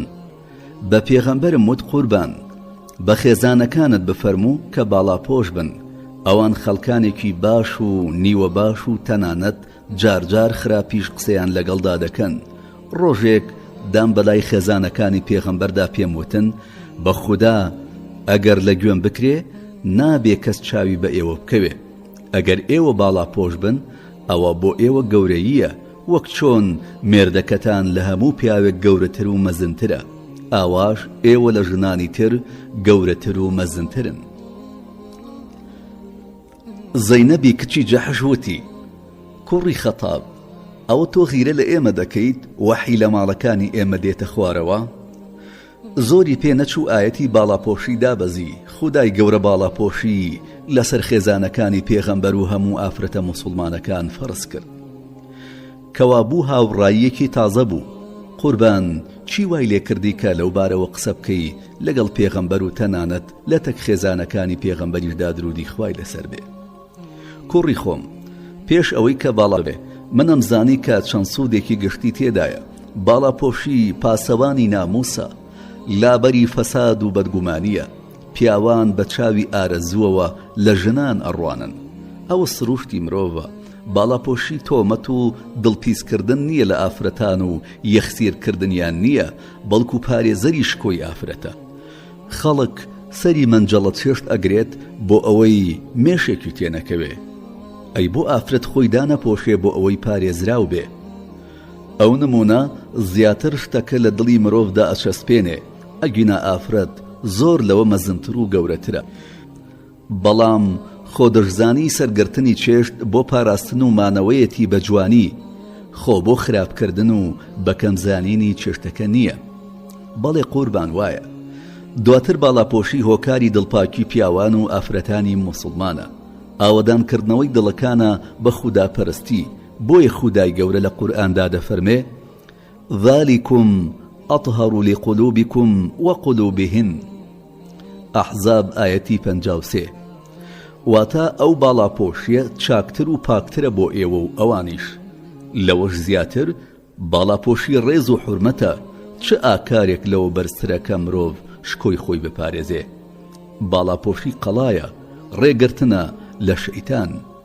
مرۆڤ ئاوەتەخوازی ئەو شتانە نابێکە بۆی ڕەوانیە. باڵاپۆشی پارێزەری شەرم و حەیای ئافرەتە، ئەو شەرم و حەیایی کە سروشتی ئافرەتانە. ژن هەرچەند پێی خۆشە کە پیاوان خۆشیان بووێ، بەڵام حەزەکە تەنیا لە دڵی یەک پیاودا بێ. ژن بەوە ڕازی نییە کە ببێتە وێزگەی حەز و ئارەزوی هەموو پیاوێک. تەنیا پێی خۆشە بۆ مێردەکەی بێ. زیاد لەوەش باڵاپۆشی پارێزەرە بۆ پیاوانیش. سروشتی پیاوانیش وەهایەکە بەرامبەر بە شەرەف و ناموسی خۆی غیرەی هەیە. ئەگەر بینیوە خەریکە شەرەف و ناموسی بەر بڤە و خەتەر ئەکەوێ، غیرەکەی تەواو هەڵئەچێ و زیادەکە. تەنانەت ئەگەر بزانێ بۆنی بەڤەش دێت، تەواو هەڵدەچێ.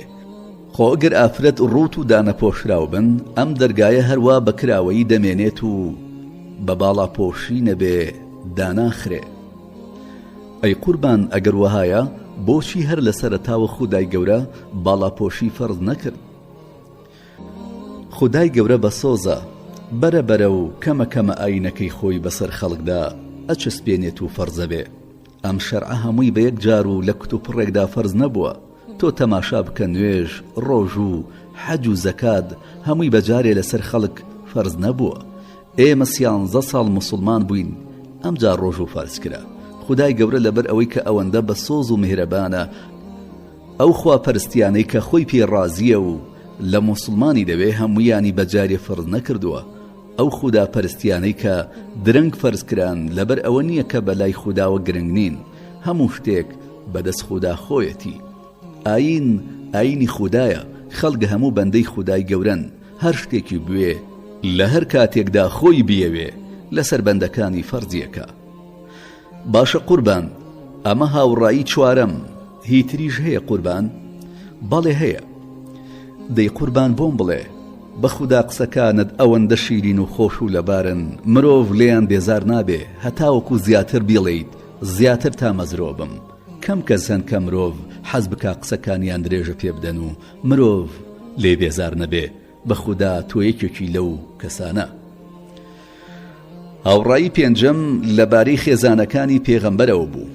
چی بوو گەورم؟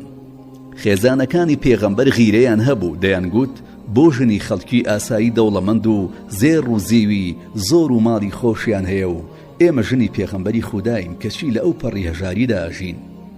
ناقیشیان نەبوو. ئەوان ژنی پێغەمبەری خودا بوون. غیری پیاو لە ژن و ژن لە پیاو خۆشە، وەک خوێی چێشت وەهایە.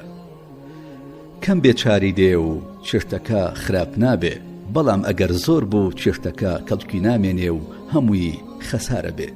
خێزانەکانی پێغەمبەری ئازیز داوای ژیانی باشتر و سامانی زۆرتریان نەکرد. پێغەمبەریش بەڕێزترین و دڵاواترین مرۆڤ بوو، سەخیترین کەس بوو، بەڵام خۆتە زانی کە ئەم چەپگەردی گەردوونە هەر جارە و بە بارێکدا سوڕێ و هەتاوەکو سەر بۆ کەس دەبار نییە، هەروە بووە و هەرواش ئەمێنێتەوە. تاوێک گەردوون ڕوو ئەکاتە مرۆڤ و دوای مرۆڤ دەکەوێ و تاوێکیش پشتی تێکات و بە هیچ کەس سەقامگیر نابێ. ئەوان هەمویان بەجاری ڕوویان کردە پێغەمبەر و داوای ژیان و خان و ماڵی باشتریان لە ئازیزە کرد. ئەویش سوێندی خوارد، مانگێک توخنی کەسیان نەکەوێ لە ناو خەڵکدا دەنگۆی ئەوە بڵاو بوویەوە کە پێغەمبەر صلی الله عليه وسلم ژنەکانی خۆی تەلاق داون. دەی قوربان تەلاقی دان؟ نەخێر کوڕم، پەلەمەکە وا خەریکم ڕووداوەکەت بۆ باسەکەم و ئەیگەڕمەوە. باشە قوربان بەسەر چاو. هەواڵ گەیشت کە پێغەمبەر صلی الله عليه وسلم لە خێزانەکانی تووڕەیە و لێیان جیابۆتەوە. ڕۆیشتم بۆ لای خێزانەکانی ئازیز، هەمویان پێکەوە بوون. پێم وتن ئەگەر پێغەمبەر صلی الله عليه وسلم ئێوەی تەلاقدا هیوادارم ژنی لە ئێوە باشتر بێنێ. ئەو قسەم کرد و بەجێم هێشتن، بەڵام زۆر پەشێ و دڵگران بووم، چونکە پێغەمبەر صلی الله عليه وسلم دڵگران بوو بۆی ڕۆیشتم بۆ لای عائیشە. پێم وت کچی ئەبوو بەکر، ئەوە تۆ وات لێ هاتووە دڵی پێغەمبەری خوددا بڕەنجێنی؟ ئەویش وتی ئەوە تۆ حەقت بەسەر منەوە چییە کوڕی خەتاب؟ ئەی بۆ ناڕۆی تەمی کچەکەی خۆت بکەیت. ڕۆیشتم بۆ لای حەفسەی کچم، وتم حەفسە ئەوە تۆ وات لێ هاتووە دڵی پێغەمبەری ئازیز بڕەنجێنی؟ حەفسە دەستی کرد بە گریانێک هەر مەپرسە. وتم پێغەمبەری خوددا لەکوێیە؟ وتی ئالەوێیە و نایەت بۆ لای هیچ کام لە ئێمە. ڕۆشتم و حەفسەم بەجێهێشت، ویستم بڕۆم و کەمێک دڵنەوای پێغەمبەر صلی الله عليه وسلم بدەمەوە.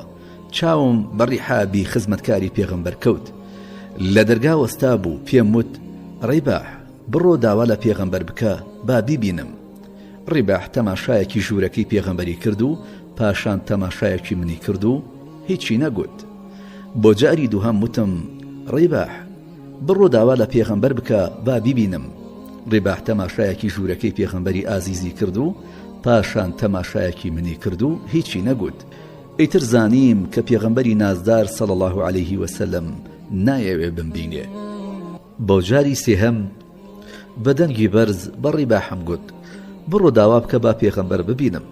من وازانم کە پێغەمبەری نازدار وازانێ لەبەر حەفسە هاتووم، بەخۆدا ئەگەر پێغەمبەر فەرمان بکات و بڵێ حەفسە بکوژە ئەیکوژم. ڕیباح بەهێما پێیوتم وەرە ژوورەوە. ئیتر زانیم پێغەمبەر ڕازی بووە بچمە خزمەتی. ڕۆیشتمە خزمەت پێغەمبەر صلی الله عليه وسلم. لەسەر حەسیرێک ڕاکشا بوو، جێی شۆڵەکانی حەسیرەکە بەلەشتی پیرۆزیەوە دیار بوو. دەستم کرد بە گریان.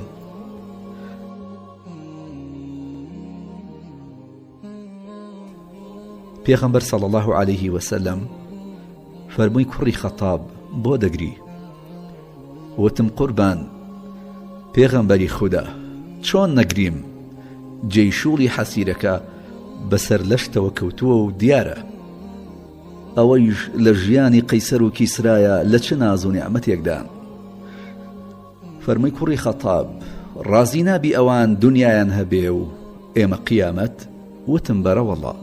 ئیتر ئەوەندە قسەم بۆ کرد هەتاوەکو خەم و خەفەت بەناو چاوانیەوە دیار نەبا و دەستی کرد بە زەردەخەنە. بە خودا کاتێ زەردەخەنە کەوتە سەر لێوەکانی جوانترین کەس بوو. دوای لێم پرسی قوربان من لە مزگەوت بیستومە کە خێزانەکانت تەلاق داوە، ئایا ئەوە ڕاستە؟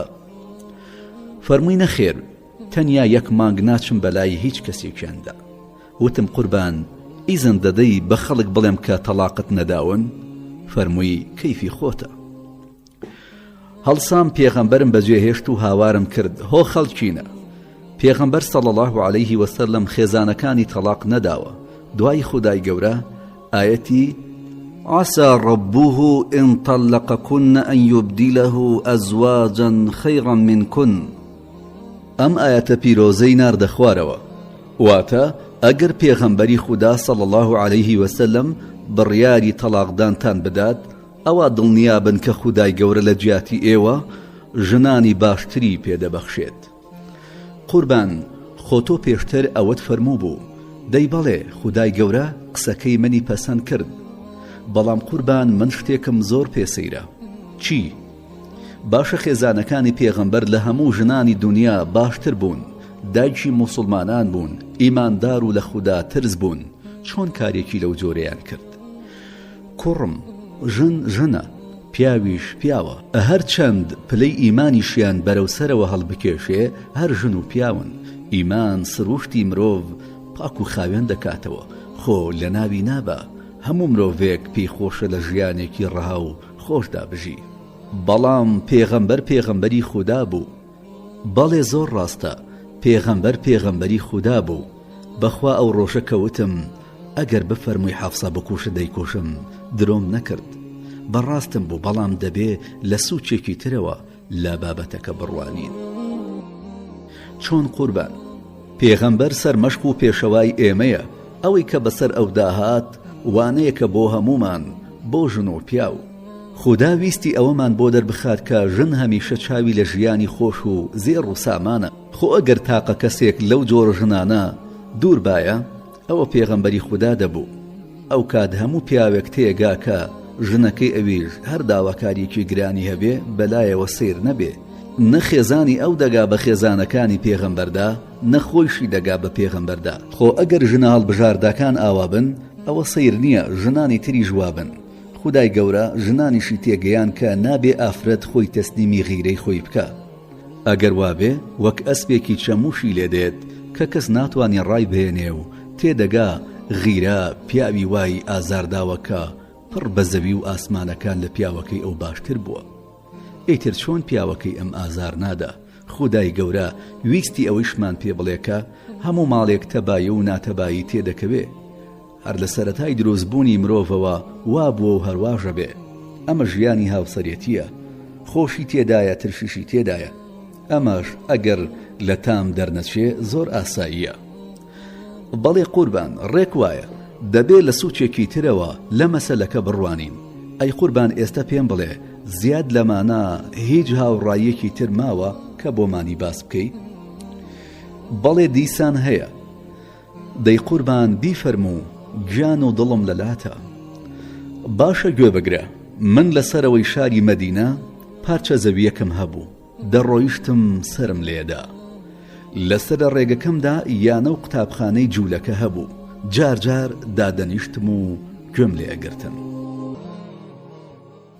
ڕۆژێکیان پێیان وتم عومەر ئێمە تۆمان خۆش دەوێ و هیوامان پێتە کە ببیتە جوولەکە منیش وتم بەخوا من لەبەر خۆشەویستی لای ئێوە دانانیشم هەر پرسیارێکیشتان لێ بکەم لەبەر ئەوە نییە کە شەو گومانم لە ئاینەکەی خۆم هەبێ من بۆیە گوێ لە ئێوە دەگرم بۆ ئەوەی کە باشتر پێغەمبەر صلی الله عليه وسلم بناسم و بزانم لە کتێبە ئاسمانیەکەی ئێوەدا چۆن باس کراوە دوای پرسیارێکم لەبارەی جوبرەئیلەوە لێکردن وتیان ئەوە دوژمنی ئێمەیە نهێنیەکانی ئێمە بە محەممەد ئەڵێت و هەرچی سزا و ماڵکاولیشە هەمووی بەدەستی ئەوە دوای لەبارەی میکائیلەوە پرسیارم لە ئەوان کرد وتیان ئەو هەرزانی و گۆشادی و تەڕەساڵی و ئاوەدانی لەگەڵ خۆی دەهێنێ منیش وتم ئەی جوبریل و میکائیل پلەپاییان لای خوددا چەندە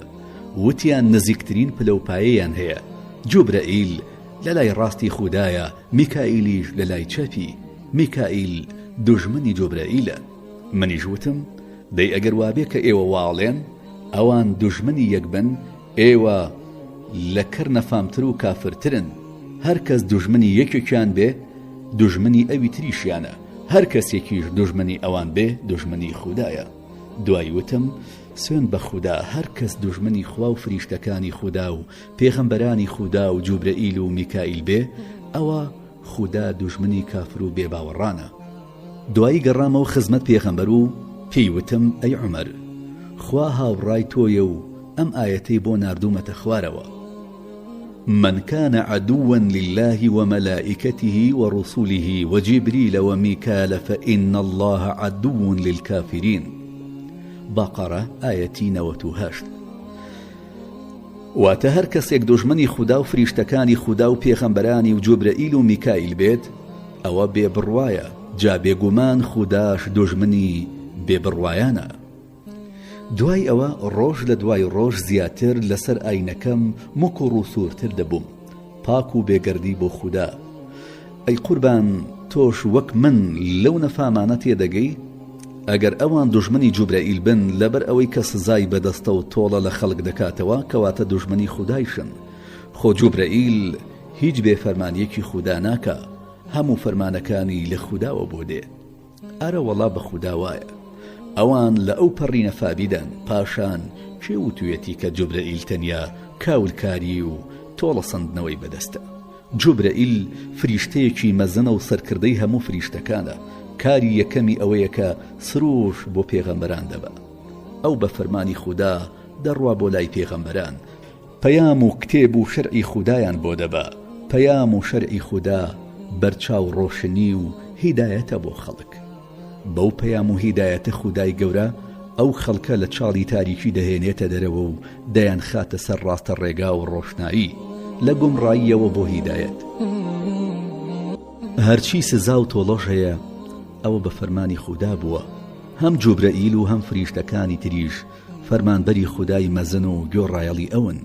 بە هیچ جۆرێک سەرپێچی فەرمانەکانی خودا ناکەن، هەرچیەکیان پێ بفەرمێ یەکسەر جێبەجێیەکەن. فەرمان دەکا بە جوبرەئیل کە سروشت و نێگا بۆ پێغەمبەران ببە، ئەویش دەیبا. فەرمانی پێ دەکا کە سزا ببارێنێ، ئەویش دەیبارێنێ. بە هیچ جۆرێ بەقەد سەرەمویەک لەوەش کەمتر لە سروش و نیگایان لە سزادان زیاد و کەم ناکە.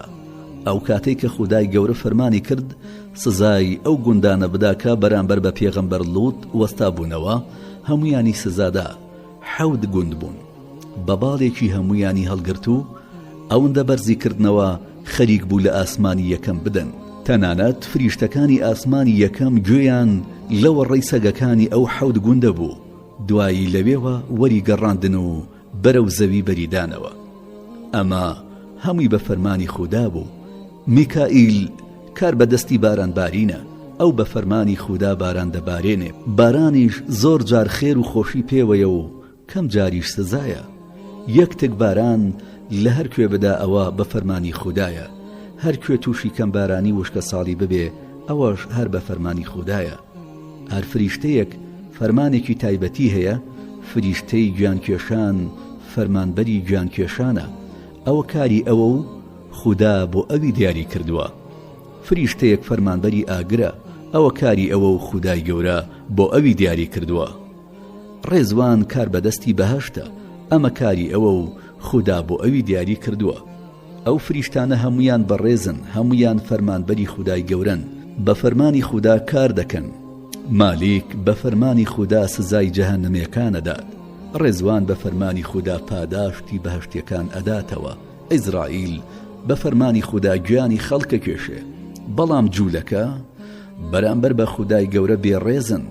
بیر و بۆچوونیان بۆگەنە، بێئەدەبی و بێڕێزی لەوە زیاتر چیەکە پێیان وایە فریشتەیەک بەبێ فەرمانی خودا هەر لە خۆیەوە شتێک دەکات.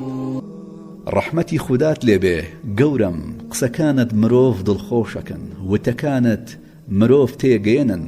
ئەی قوربان، هیچ هاوڕایەکی تر هەیە بۆم باس بکەی؟ بەڵێ دیسان هەیە. دەیفەرموو گەورم، ئەی ئەو کەسەی کە کەس لە قسە تێر نابێ و کەس لە وتت بێزار نابێ. ئەم جاریان لەبارەی شەرابەوە. جارێک من و مەعازی کوڕی جەبەل ڕۆیشتینە خزمەت پێغەمبەر صلی الله عليه وسلم و وتمان قوربان لەبارەی شەرابەوە فەتوایەکمان بۆ بدە. شەراب عەقڵ و بیر و هۆش لەناو ئەبات و سەروەت و سامان کەم ئەکاتەوە. ئیتر خودای گەورە ئایەتی يسألونك عن الخمر والميسر قل فيهما إثم كبير ومنافع للناس. ئەم ئاەتە پیرۆزەی لە سوورەتی بەقەرە ناردە خوارەوە. واتە پرسیارت لێ دەکەن دەربارەی عەرەق و قومار، پێیان بڵێ لەو دوانەدا تاوان و گوناهێکی گەورە هەیە، هەرچەندە چەند سوودێکیشیان تێدایە بۆ خەڵکانێک. من دڵنیام بەوە تێراو نەبوو کە خودای گەورە تەنها بە خراپە ناوی ببا و حرامی نەکا. وتم خودایە لەباری شەرابەوە ئاەتێکمان بۆ بنێرە کە بە تەواوەتی ڕوونکەرەوە بێ. زۆری پێنەچوو خودای گەورە ئەم ئاەتەی ناردە خوارەوە. يا أيها الذين آمنوا لا تقربوا الصلاة وأنتم سكارى. نساء آيتي 43. أم آية پیرۆزە لە سوورەتی نیسا هاتە خوارەوە. واتە ئەی ئەوانەی باوەڕتان هێناوە لە کاتێکدا ئێوە سەرخۆشن نزیکی نوێژ مەکەون هەتا ئاسەواری سەرخۆشی نامێنێت و دەزانن کە چی دەڵێن لە نوێژەکەدا. دیسان دڵم بەوە شتێری نەخواردەوە وتم خودایە لەبارەی شەرابەوە ئاەتێکمان بۆ بنێرەکە بە تەواوەتی ڕوونکەرەوە بێ. زۆری پێ نەچوو خودای گەورە ئاەتی إنما يريد الشيطان أن يوقع بينكم العداوة والبغضاء في الخمر والميسر ويصدكم عن ذكر الله وعن الصلاة فهل أنتم منتهون. أم آية لسورة مائدة آية نوتويك هات خواروا. واتا بێگومان شەیتان هەر ئەوەی ئەوێکە بەهۆی عەرەق و قومارەوە دوژمنایەتی و کینە و ڕق بخاتە نێوانتانەوە و بەرگریتان بکات لە یاد و باسی خودا و لە نوێشکردن. دەی ئایا ئێوە واز دەهێنن لەو خراپانە؟ ئیتر منیش زۆر سپاسی خودام کرد بۆ ناردنی ئەو ئاەتە. باشە قوربان بۆچی خودا هەر یەکەم جار شەرابی حرام نەکرد؟ ئەگەر خودای گەورە کوت و پڕ حرامی بکردایە ئەوە وەک سزایەک بوو بۆ ئەو خەڵکە. خوای گەورە خۆی باشتر بەندەکانی خۆیە ناسێ. خودای بەسۆزە بەرەبەرە و کەم کەم حرامی کرد. کاتێککە ئاینی ئیسلام هات هەموو خەڵک ئالوودەی بادە و شەراب بووبوون بەیانی و ئێوارە دەیان خواردەوە. لە کارزانی خودای گەورەوەها بووکە سەرەتایەکی بۆ دابنێت و خاڵی دەستپێک دیاری بکات و چارەسەری کارەکە بکات. چۆن قوربان؟ چارەسەر دەبێ یەکەم جار لە ڕووی نەفسیەوە دەست پێ بکە. یەکەم جار خودای گەورە بادەی حرام نەکرد. لە سەرەتای دەرکەوتنی ئیسلامدا خودای گەورە باسی بادەی نەکردە بنێشتە خۆشەی دەمی خەڵکەوە. خودای گەورە یەکەم جار ویستی بیر و باوەڕی خەڵک چارەسەر بکات، بانگیان بکا بۆ یەکتاپەرستی. دوای ئەوەی کە خۆشەویستی خوا دەبێتە گەورەترین شت بەلای باوەڕدارانەوە، ئەو کاتە شەراب هەر هیچ نییە و مەسەلەیەکە کە شایانی باسکردن نەبێ. خودای گەورە کەمە کەمە شتەکەی حرام کرد و خەڵکیش هەموو بەدەم فەرمانەکانی خوداوەندەوە هاتن. خەڵک نەک تەنها هەروازیان لە خواردنەوەی شەراب هێنا، بەڵکو بوو بە شتێکی قێزەون ڕقیان لە شەرابخۆر و مەیفرۆش و مەی دروستکردن و مەی دروستکەر و هەر شتێکیش کە پەیوەندی بە شەرابەوە بێت دەهات. کەوا بوو وردە وردە و کەمە کەمە بۆ کارێک ڕۆشتن ئەوە سونەتێکی خوداییە. بەڵێ وهایە ئەم سونەتە دەبێ لە بەڕێوەبردنی کاروباری خەڵک و سیاست و بەکارخستنی بڕیارەکانی شەرع و یاسا و ڕێسای ژیاندا ڕەچاو بکرێت. دەبێ بزانین کە ئەمانە بەسرە قەڵەمێک چارەسەر نابن، یان بە فەرمانێکی سەرۆکایەتی و پادشایی چارەسەر نابن. ئەمانە کەم کەم و لەسەرخۆ چارەسەر دەبن. یانی دەبێ نەخشە ڕێژیان بۆ بکرێت و بیر و ڕایی بۆ بخرێتە کار و تێکۆشان و هەوڵدانیان بۆ بکرێت. ئەگەر بمانەوێ دەستی خەڵک بگرین و بەرەو خودایان بەرین، دەبێ یەکەم جار فێری یەکتاپەرستیان بکەین، بیر و باوەڕیان چارەسەر بکەین. ئەگەر ئیمان لە دڵیاندا جێگیر بوو، ئەو کات قۆناغی دووهەم دێتە پێشەوە. ئەوەش بریتیە لەوەی کە گیان و نەفسی خۆیان بەوە ڕابهێنن کە بڕیارە شەرعیەکان وەربگرن و لێیان بێزار نەبن. پلە پلە دەست پێەکەین، لە سەرەتادا بە یەکەمیش ڕازی دەبین، کەم کەم کامڵ و تەواویان دەکەین. هەرچی کون و قوشبنی ئاین هەیە هەر هەمووی فێرەکەین. نابێ خۆمان چیمان پێخۆشە ئەوەی پێ بڵێین و ئەوانی تر ڕەچاو نەکەین. ئیسلام یەک پارچەیە و لەتلت نابێ، بەڵام ئەمە قۆناغبەندی و نەخشە سازی و پلەبەندیە.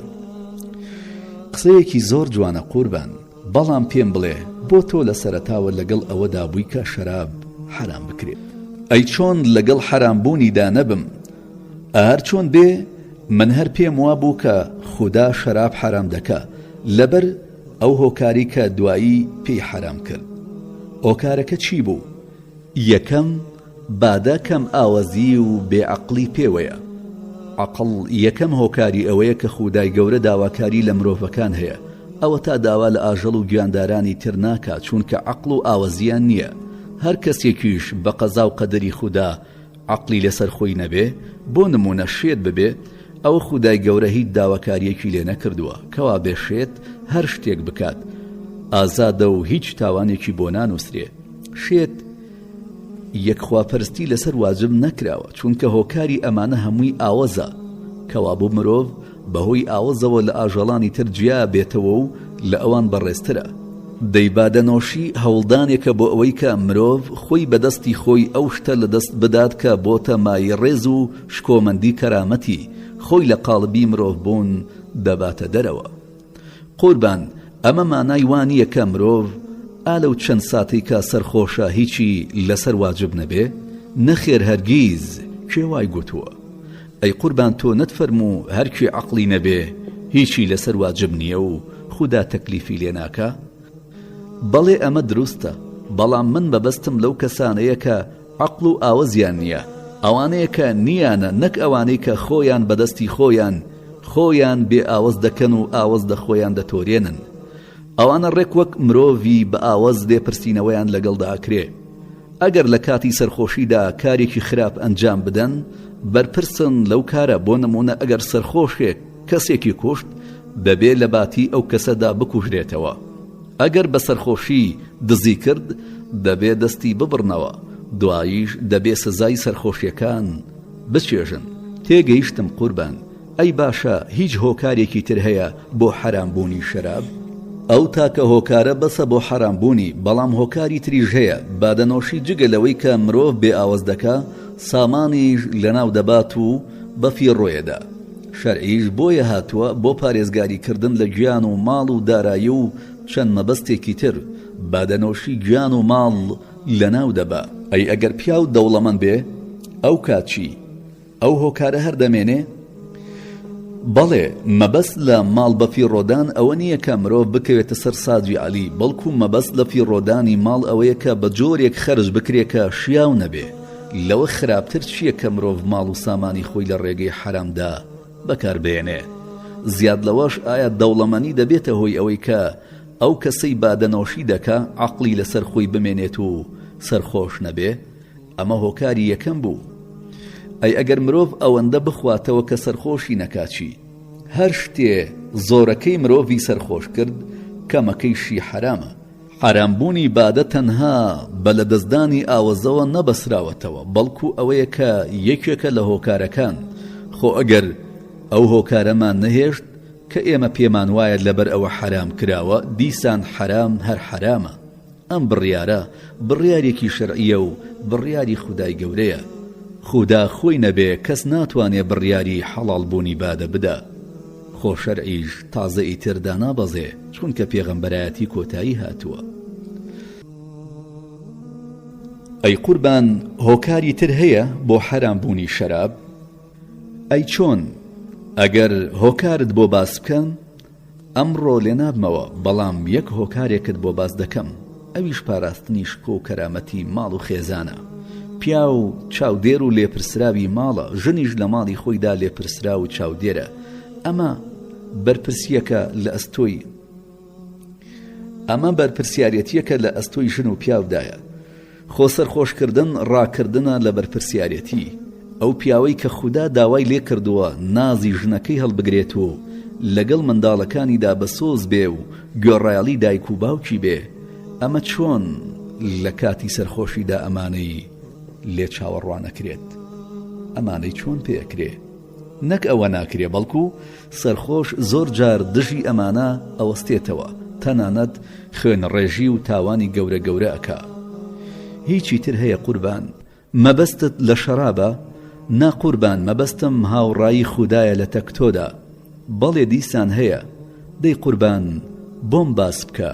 هاوڕایی ئەم جارە لەبارەی دووڕوەکانە. چۆن؟ دوای ئەوەی کە عەبدوڵای کوڕی سەلول سەرگەورەی دووڕوەکان مرد، عەبدوڵای کوڕی هات بۆ لای پێغەمبەری نازدار صلی الله علیه وسلم. عەبدوڵای کوڕی سەلول موسڵمان بوو، موسڵمانێکی باشیش بوو. داوای لە پێغەمبەری نازدار کرد صلی الله علیه وسلم کە کراسەکەی بەری خۆی بدات بە ئەو بۆ ئەوەی بیکا بە کفن بۆ باوکی. پێغەمبەریش پێیدا. دوایی داوای لە پێغەمبەر کرد صلی الله عليه وسلم نوێژی مردوو لەسەر باوکی بکە. پێغەمبەر صلی الله عليه وسلم هەستا بڕوا نوێژی لەسەر بکە. منیش هەستام و چاکی پێغەمبەرم گرت. وتم قوربان نوێژ لەسەر کوێ دەکەی؟ ئەی خودای گەورە نەیفەرمووە نوێژی لەسەر مەکە؟ فەرمووی نەخێر نەیفەرمووە مەیکە. سەرپشکی کردم. خودای گەورە فەرموویەتی استغفر لهم أو لا تستغفر لهم إن تستغفر لهم 70 مرة فلن يغفر الله لهم. توبة آيتي 8. يعني أي پیغمبر داوای لێخۆشبوون بۆ ئەو دوو ڕوانە بکەیت داوای لێخۆشبوونیان بۆ نەکەی وەکو یەک وایە. تەنانەت ئەگەر 70 جاریش داوای لێخۆشبوونیان بۆ بکەیت ئەوە خوددا هەرگیز لێیان خۆش نابێ. من لە 70 جار زیاتر داوای لێخۆشبوونی بۆکەم. منیش وتم چۆن نوێژی لەسەرەکەی؟ ئاها فڵان ڕۆژ ئاوای وت و ئاوای وت. دانە دانە قسەکانی ئەوم بیری پێغەمبەر صلی الله عليه وسلم هێنایەوە. فەرمووی عومەر واز بێنە. دوای پێغەمبەر صلی الله عليه وسلم تەشریفی برد و نوێژی لەسەر عەبدوڵڵا کرد. زۆری پێنەچوو خودای گەورە ئەم ئایەتەی دابەزاندە خوارەوە. ولا تصلي على أحد منهم مات أبدا ولا تقم على قبره إنهم كفروا بالله ورسوله وماتوا وهم فاسقون. أم آية بيروزي لسورة توبدا نار دخواروا. يعني أي پیغمبر هر کام لو دوڕوانە مردن هەرگیز نوێژیان لەسەر مەکە. لەگەڵ جەنازەکەیدا مەڕۆ و لەسەر گۆڕەکەی ڕامەوەستە. بێگومان ئەوانە کافرن بە خودا و بە پێغەمبەری خودا. بە بێباوەڕی و بە فاسقی دەمرن چونکە دەرگای ئیمان هێنانیان لە خۆیان داخستووە. کەوابێ ئەم دەقە بوو کە نوێژکردنی لەسەر دووڕوەکان حرام کرد؟ بەڵێ. ئەی تۆ چۆن بە پێغەمبەرت وت قوربان نوێژ لەسەر کوێ دەکەی؟ ئەی خودا نەیفەرمووە نوێژی لەسەر مەکە؟ ئەوە من ڕاوبۆچوونێک بوو کە لە ئایەتی استغفر لهم أو لا تستغفر لهم ئاوا تێگەیشت بووم. من وامەزانی کە ئەو ئایەتە نوێژکردنی لەسەر دووڕوەکان حرام کردووە. پێغەمبەر صلی الله عليه وسلم فەرمووی خودا سەرپشکی کردوم حرامی نەکردووە. پێغەمبەر صلی الله عليه وسلم بە سۆسترین مرۆڤ بوو. بە ئەندازەی سەرەدە زوویەک شتی شک ببردایە بۆ تەبای و خۆشەویستی بەکاری دەهێنا و درێغی نەدەکرد. ئەو بەردەوام وەها بوو. ئەی ئیتر قوربان هیچ هاوڕاییەکی تر هەیە؟ ئەوە هەمووی بوو گشتیم بۆ باس کردی.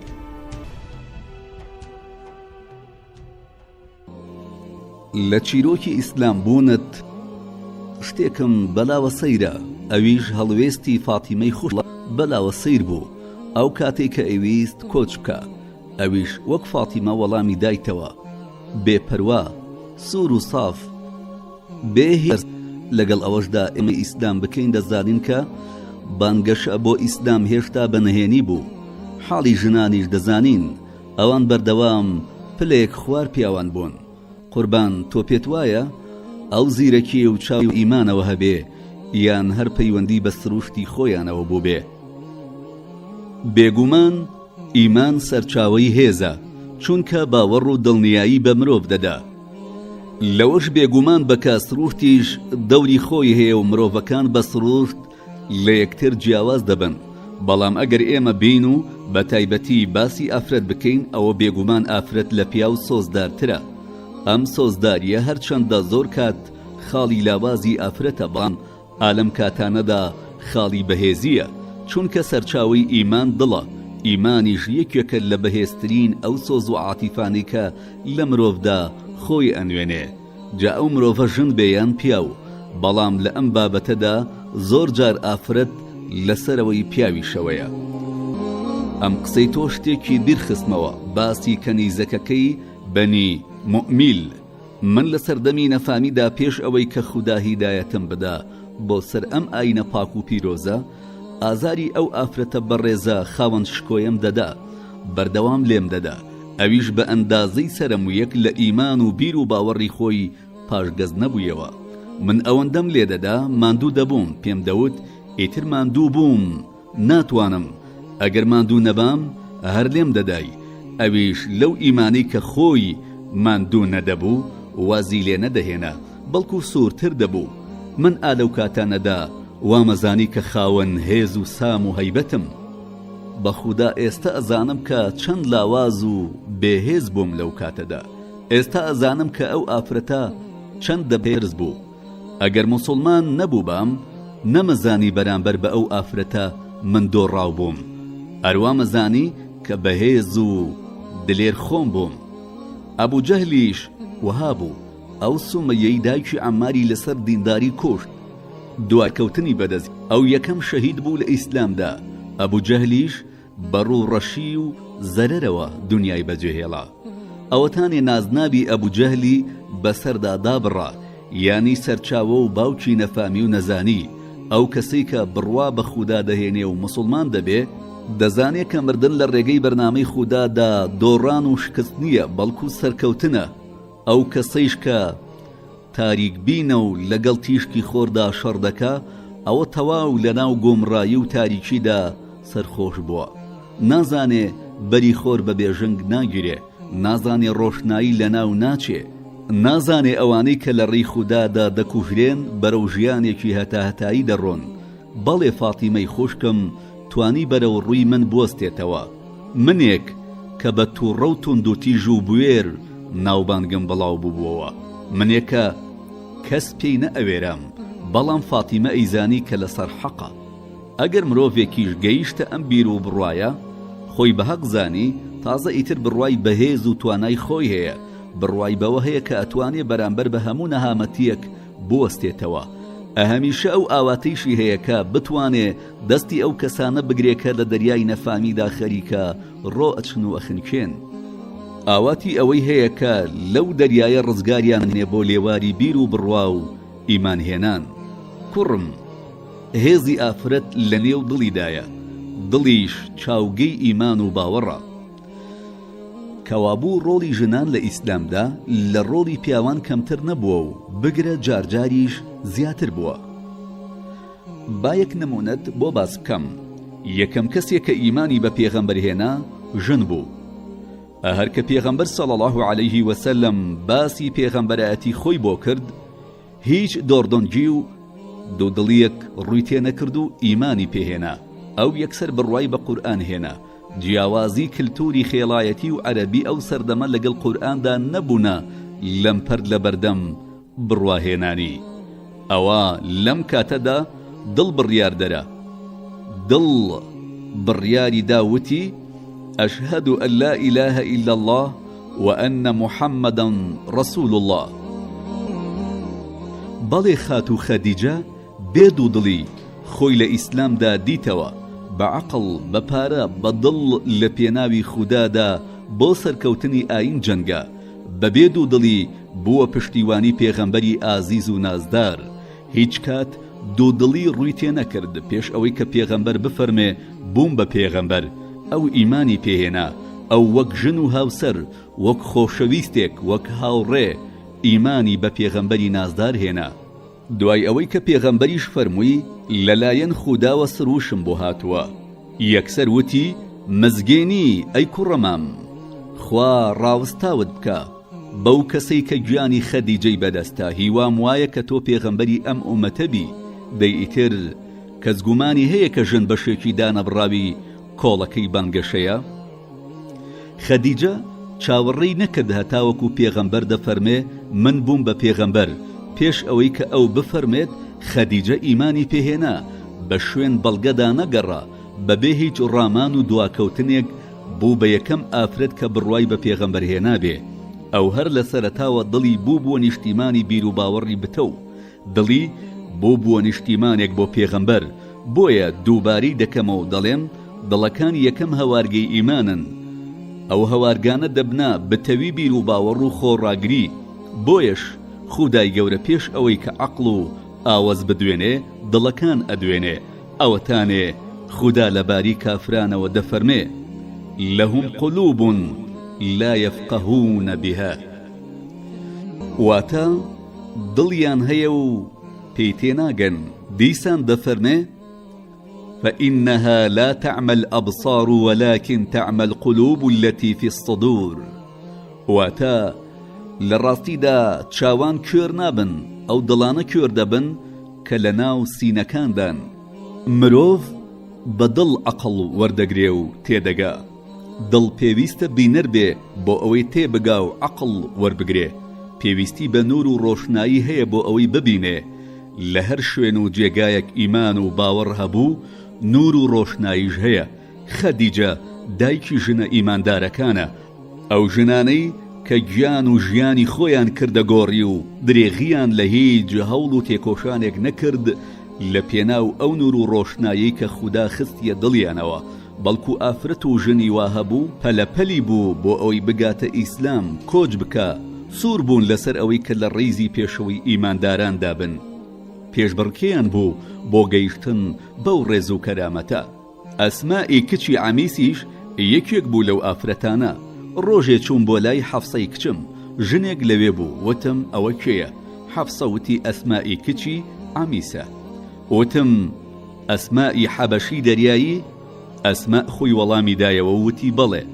بە ئەسما ئەموت ئێمە پێش ئێوە کۆچمان کرد، کەوا بوو ئێمە لە پێغەمبەر نزیکترین.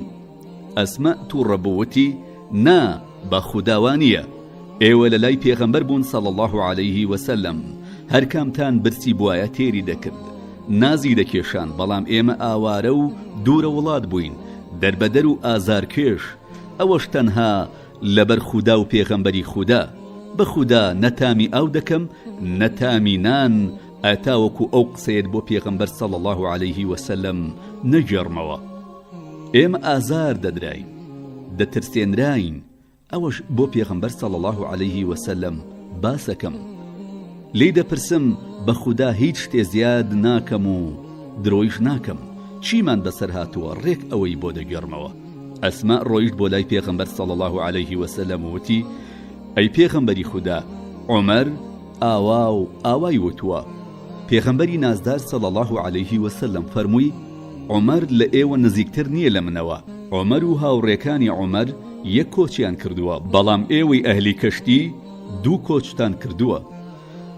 جا ئەم سووربوون و مکڕبوونەی ئەسما لەسەر ئاین وای لێ کرد کە بچێتە خزمەت پێغەمبەر صلی الله عليه وسلم و ئەم بابەتە ئاوا ڕوون بکاتەوە، خۆی بخزێنێتە ڕیزی پێشەوەی بڕواداران. ئەو هیمەتە بەرز و بڵندە، ئەو گیانە پایە بەرزەی کە هیچ کات دنیای بەلاوە مەبەست نەبووە. ئەو مشتوم ڕەشی بۆ بەدەستهێنانی سەروەت و سامان و دەسەڵات نەبوو، بەڵکو بۆ مەبەستی سەرەکی ئەوە بوو لە خودا و پێغەمبەری خوداوە نزیک ببێ. ئەی قوربان، ئەم مشتوم ڕێی نێوان تۆ و ئەسما نەبووە هۆی دڵتۆرانتان لە یەکتری؟ کورە ئەوە تۆ باسی چی ئەەکەی؟ ئەوە تۆ چی دەڵێی؟ ڕۆڵە. ئەسما ئافرەتێکی خاوەن زانست و ئیمان و بەرز و بەڕێز بوو. ئەو مشتوم ڕێی لە خۆشەویستی خودا و پێغەمبەرەوە سەرچاوی گرتە بوو. ئەی ئیتر من چۆن دڵم لە کەسێک بتۆرێ کە ئەوەندە خودا و پێغەمبەری خودای خۆش بوێ؟ بە تایبەتی ئەسما، ئەو ئەسمایی کە پێغەمبەر شایەتی گەورەی و بەڕێزی و دینداری بۆ داوە. قوربان، ئەم فەرمایشتانی جەنابەت وهای لێکردم کە حەز بکەم لەباری ڕۆڵی ئافرەتانەوە زیاتر بزانم، باسی ئەو ئافرەتانەیشم بۆ بکە کە لە سەردەمی خەلیفایەتی تۆدا ڕۆڵی گەورە و گرنگیان بینیوە و تۆش ئەڵوێستت چۆن بۆ لەگەڵیاندا. ڕۆژێک لەگەڵ جارودی عەبدی لە دەرەوەی مزگەوت بووم، دامان بەلای پیرەژنێکدا و سەڵاوم لێ کرد و وەڵامی سڵاوەکەی دایەوە. دوای وتی هەیهوو عومەر، هەیهوو، ڕۆژ ڕۆژی تۆیە، لەبیرتە لە بازاڕی عۆکازدا گۆچانێکت پێبوو مەڕت ئەلەوەڕاند و پێیان دەوتی هۆمەر؟ ڕۆژگار هات و چوو بووی بە عومەر، زۆری پێ نەچوو بووی بە گەورەی ئیمانداران. لە خودا بترسە عومەر، چاوت لەو خەڵکە بێ، هەر کەس لە هەڕەشەی خودا بترسێ دووری لێ نزیک دەبێتەوە، هەر کەس لە مردن بترسێ هەلی لە دەست دەرناچێ. ئەی قوربان، ئەو قسانە و بوێری ئەو پیرەژنە تۆی تووڕە نەکرد؟ نەخێر. جارود پێیوت ئەهۆ پیرەژن، قسەی ڕقت زۆر کرد بەرامبەر بە پێشەوای ئیمانداران. منیش وتم لێی گەڕێ، نایناسی؟ ئەوە خەولەی کچی حەکیمە ژنی عوبادەی کوڕی سامت ئەو ژنەیە کە خودای گەورە گوێی بۆ گرت. عومەر کێیە تاوەکو گوێی بۆ نەگرێ؟ ئەو قسانەی ئەو هەر هەمووی ڕاست و دروستن. هەر کەس لە قسەی حەق قەڵس و تووڕە بێ ئەوە نەفام و نەزان و ستەمکارە. من پێم خۆش نییە ستەمکاریان نەفام و نەزان بم. هەر کۆڕ و کۆمەڵێک مرۆڤی ئامۆژگاری کەری تیانە بێ ئەو کۆڕ و کۆمەڵە کۆڕ و کۆمەڵێکی خراپە. خەولە هەروا بووە، حەقناز بووە و لەباری حەقەوە مشتومەڕی کردووە، حەقی دەربڕیوە. خودای گەورە لەبەر خەولە سوورەتێکی قورئانی ناردۆتە خوارەوە کەوا بوو من دەبێ لە بەردەم ئەودا بوەستم و گوێ لە قسەکانی بگرم. بە خوددا قوربان نازانم لە هەڵوێستی تۆ سەرم سوڕەمێنێ یا لە هەڵوێستی خەولە، بەڵام ئەوەندە ئەزانم کە زیاتر تا مەزرۆی بیستنی هەڵوێستی ئافرەتان بم. هیچی تر هەیە قوربان بۆم باس بکەی؟ بەڵێ، باسی ئافرەتێکت بۆ گێڕمەوە لە کاتی وتارداندا هەڵەیەکی بۆ ڕاست کردمەوە. لە کاتی کچ بەشوداندا خەڵکی فێر بوون داواری مارەیی زۆریانە کرد. بۆیە من ڕۆژێک ویستم سنوورێک بۆ مارەیی ژنان دابنێم. چوومە سەر مینبەر و تارێکمدا و وتم کوڕە خەڵکینە، ئاگادار بن مارەیی زۆر داوا مەکەن. ئەگەر مارەیی زۆر ڕێز و حورمەت بوایە یان لە خوددا ترسان بوایە ئەوە پێغەمبەر صلی الله علیه وسلم پێش هەموو کەس داوای مارەیی زۆری ئەکرد بۆ کچەکانی و مارەیی زۆریشی ئەدا بە ژنەکانی. پێغەمبەر نەبۆ کچەکانی و نەبۆ ژنەکانی لە 12 ئوقیە مارەی زیاتری دانەناوە. ژنێک هەستایە سەر پێوتی هۆ عومەر، خوا پێمان دەبەخشێ و تۆ حرامی دەکەیت؟ ئەی خوای گەورە نافەرمێ وآتەیتم ئیحداهن قینطارا فلا تأخذوا منه شیئا؟ واتە نابێت هیچێک لەو ماڵ و سامانەی کە وەریان گرتووە ئێوە لێیان بسێننەوە هەر چەندە کلورێکیش بێت. ئەی قوربان تۆ وەڵامت چی بوو؟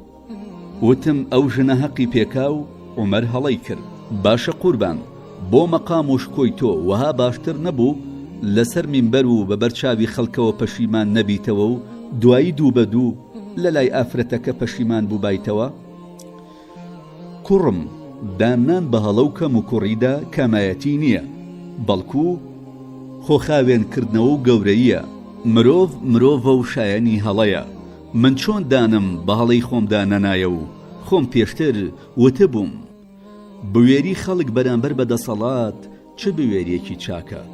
من ڕازی بم بەوەی کەوا دەمی خەڵک ببەسم و نەهێڵم قسەی حەق بکەن، نەهێڵم ژنان قسەی حەقی خۆیان بەرامبەر بە پیاوان بکەن. باشترین کەس بەلای منەوە ئەو کەسەیە کە هەڵەکانم بە دیاری بۆ دەهێنێتەوە، ئەو بوێرەی کە سەر دەکێشێ بۆ ڕێگەی ڕاست. زۆر لە بێدەنگی باشترە کە دەبێتە هۆی مانەوە لە هەڵەدا، هەر دەمێنێتەوە و هاڵە لە دوای هەڵە هەمووی کۆ دەبێتەوە. کەم کەس ئەو جۆرە بوێرەی هەیە.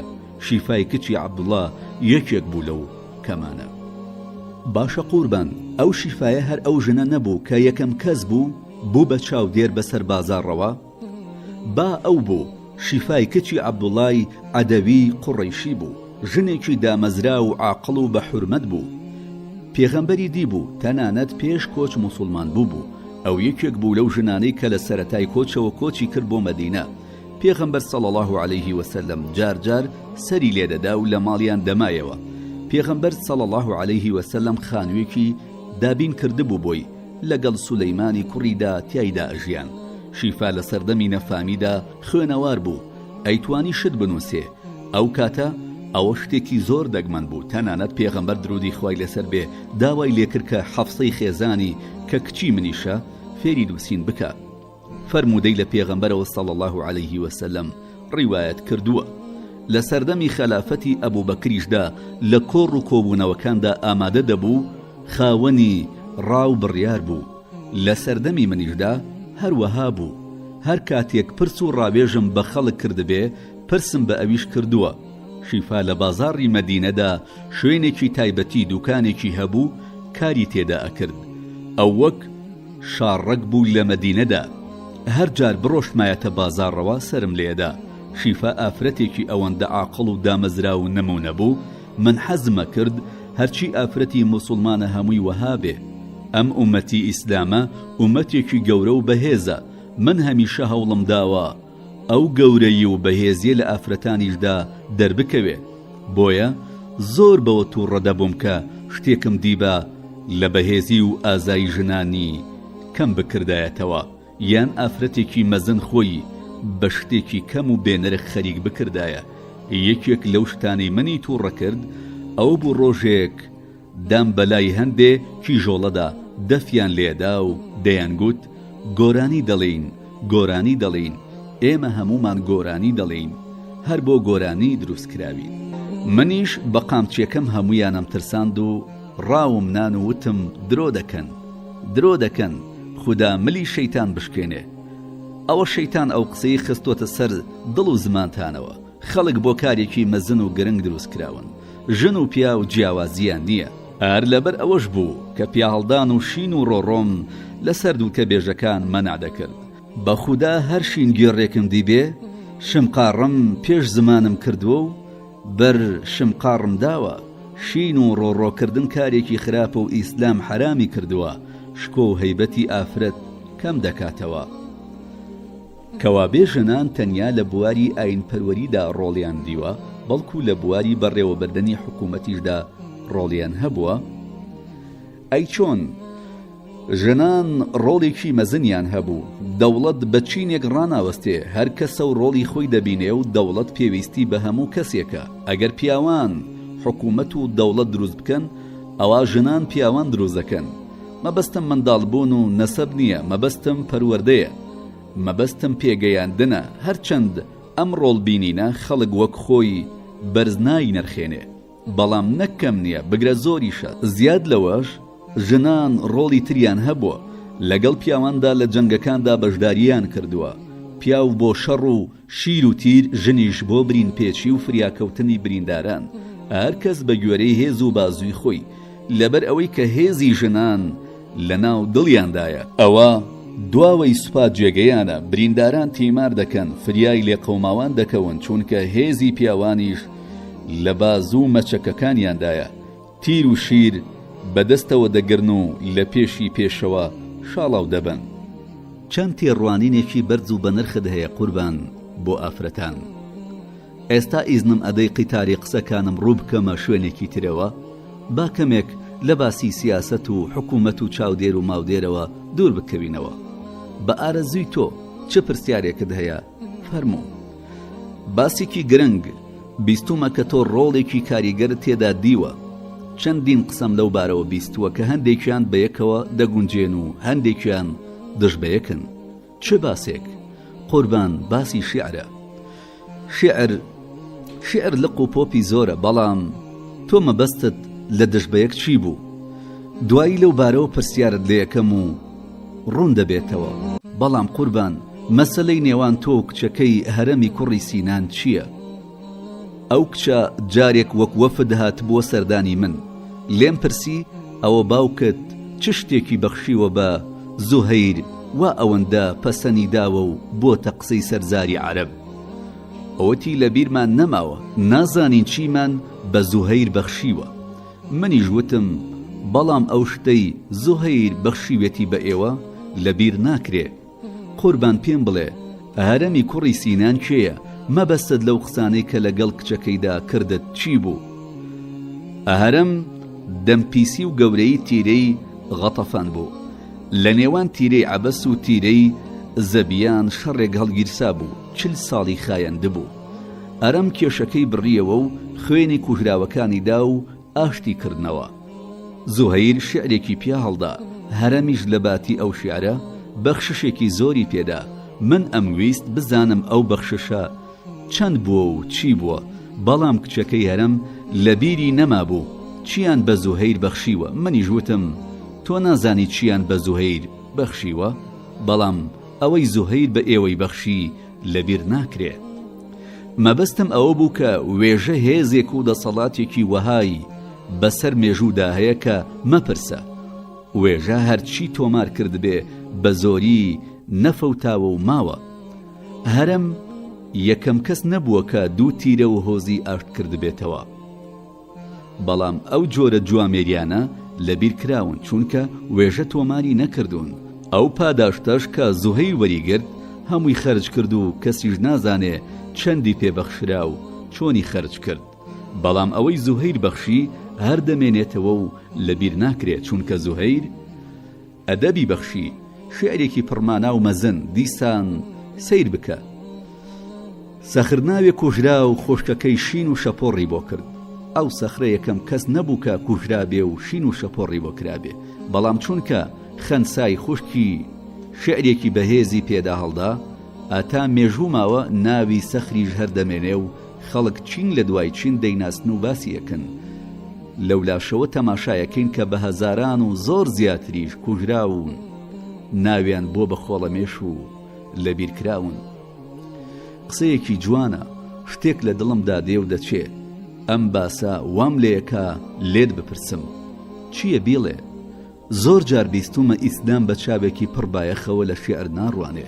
بەو جۆرە سەیری شێعر دەکا کە بەخشین و وەرگرتنێک لە نێوانیدا هەیە و هیچی تر. ئەم بەخشین و وەرگرتنەوە کە خەڵک بەلای خۆیدا ڕابکێشێ، ئەگی ناخۆی لە خۆیدا بێبایەخە. ئەم بۆ چوونەش لە تێگەشتنی ڕواڵەتی کۆتایی سوورەتی شوعەراوە سەرچاوی گرتووە. بۆیە زۆر کەس ئەو لێکدانەوە و بۆچوونەیان وەک خوست بوو زەم بۆ شێعر و شاعیر وەرگرتووە. قوربان تۆ چۆنی لێک ئەدەیتەوە؟ باشە پرسیارت لە کەسێکی شارەزا کرد. کوڕم، شێعریش قسەیە، قسەش ئەگەر خراپ نەبێ حرام نییە. قەسیدە وەک پەرداخێک وایە، ناوەرۆکەکەیشی وەک خواردنەوە وایە. جا ئەو پەرداخە ئەگەر بادە و شەرابی تێدا بوو ئەوە هەم پەرداخ و هەم خواردنەکەیشی هەردوو خراپن. خۆ ئەگەر پەرداخەکە ئاوێکی زۆڵاڵ و خاوێنی تێدا بوو ئەوە هەم پەرداخ و هەم خواردنەوەکە پاک و چاکن. ئەگەر ئاەتێک بە ڕەهایی باسی شتێکی کرد دەبێ ئەو شتە بە ئاەتی تر و فەرموودەوە گرێ بدرێ، ئەگینا لێکدانەوەکە هەڵە دەردەچێ. دەی قوربان ئێستا ئەم باسی شێعرە چۆن گرێ بدەین بە فەرموودەوە؟ پێغەمبەر صلی الله علیه و سلم زەوقێکی ئەدەبی بەرزی هەبوو، حەزی لە قسەی جوان و پڕمانا بووە، هەڵوێستەی لەسەر مانای جوان هەبوو. زەبرەقان ناوێک وەک وەفد هاتە خزمەت پێغەمبەر صلی الله علیه و سلم، پاکانەی بۆ خۆی کرد و چەند شێعر و قسەی جوان و پڕمانای کرد. پێغەمبەری نازدار درودی خوای لەسەر بێ ئەو فەرموودە بەناوبانگەی فەرموو کە دەفەرمێ ئەهەندێ قسە وەک سیحرە، یعنی ئەوەندە کاریگەرە وەک سیحر لە مرۆڤ بکە ئاوایە. پێغەمبەری نازدار هیچ کات شعری هەر بە خراپ یان هەر بە باش نەزانیوە. زۆر جار هانی حەسانی دەدا بۆ ئەوەی بە شیعرەکانی داکۆکی لە ئیسلام بکە. دەیفەرموو حەسان بەو شیعرانە شاڵا و بەرە سەریان سەر کافرەکان، جوبریلیش هاوکارت بێ. دوای ئەوەی کە بینی شعری حەسان چەندە کار دەکاتە سەر کافرەکان، پێی فەرموو ئەو شیعرانەی تۆ لە تیری تیژ باشتر کاریان تێکا. پێغەمبەری نازدار صلی الله علیه و سلم مرۆڤێکی خاکی بوو، بۆیە نەهی لە ئێمە کردبوو کە لەبەری هەستینەوە وەک چۆن ڕوومەکان لە بەرامبەر قەیسەر یان فارسەکان بەرامبەر بە کیسرا هەڵدەستان. جارێک پێغەمبەر تەشریفی هات بۆ لامان، ئێمەش بێ ئەوەی هەستی پێ بکەین هەمومان لەبەری هەستاین. تووڕە بوو. پێغەمبەر ئەگەر تووڕە ببا بە دەم و چاویدا دیار بوو کە تووڕەیە.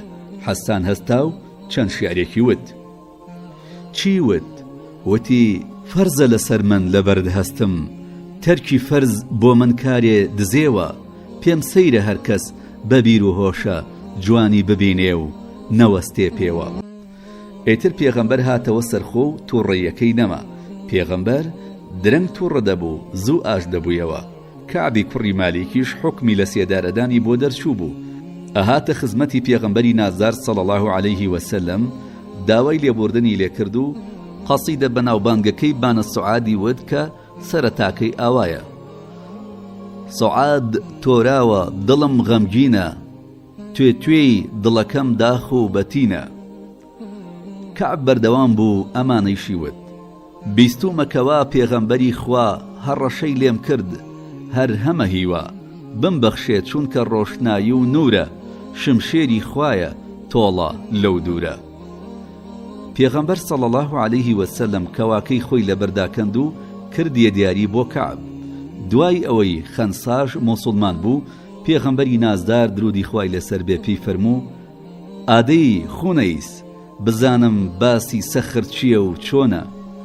لەوەش زیاتر پێغەمبەر بیر و بڕوای تایبەتی لە مەڕ شیعر و وێژەوە هەبوو، ڕخنەی دەگرت، ڕای خۆی دەردەبڕی، تاریفی هەندێ شیعری ئەکرد، هەندێ شیعریشی بەلاوە پەسەند نەبوو. دەی فەرموو: ڕاستترین قسە و قسەیە کە لە بیدی شاعیرەکە وتوێتی: خوا نەبێ هەموو شتێ بەتاڵە.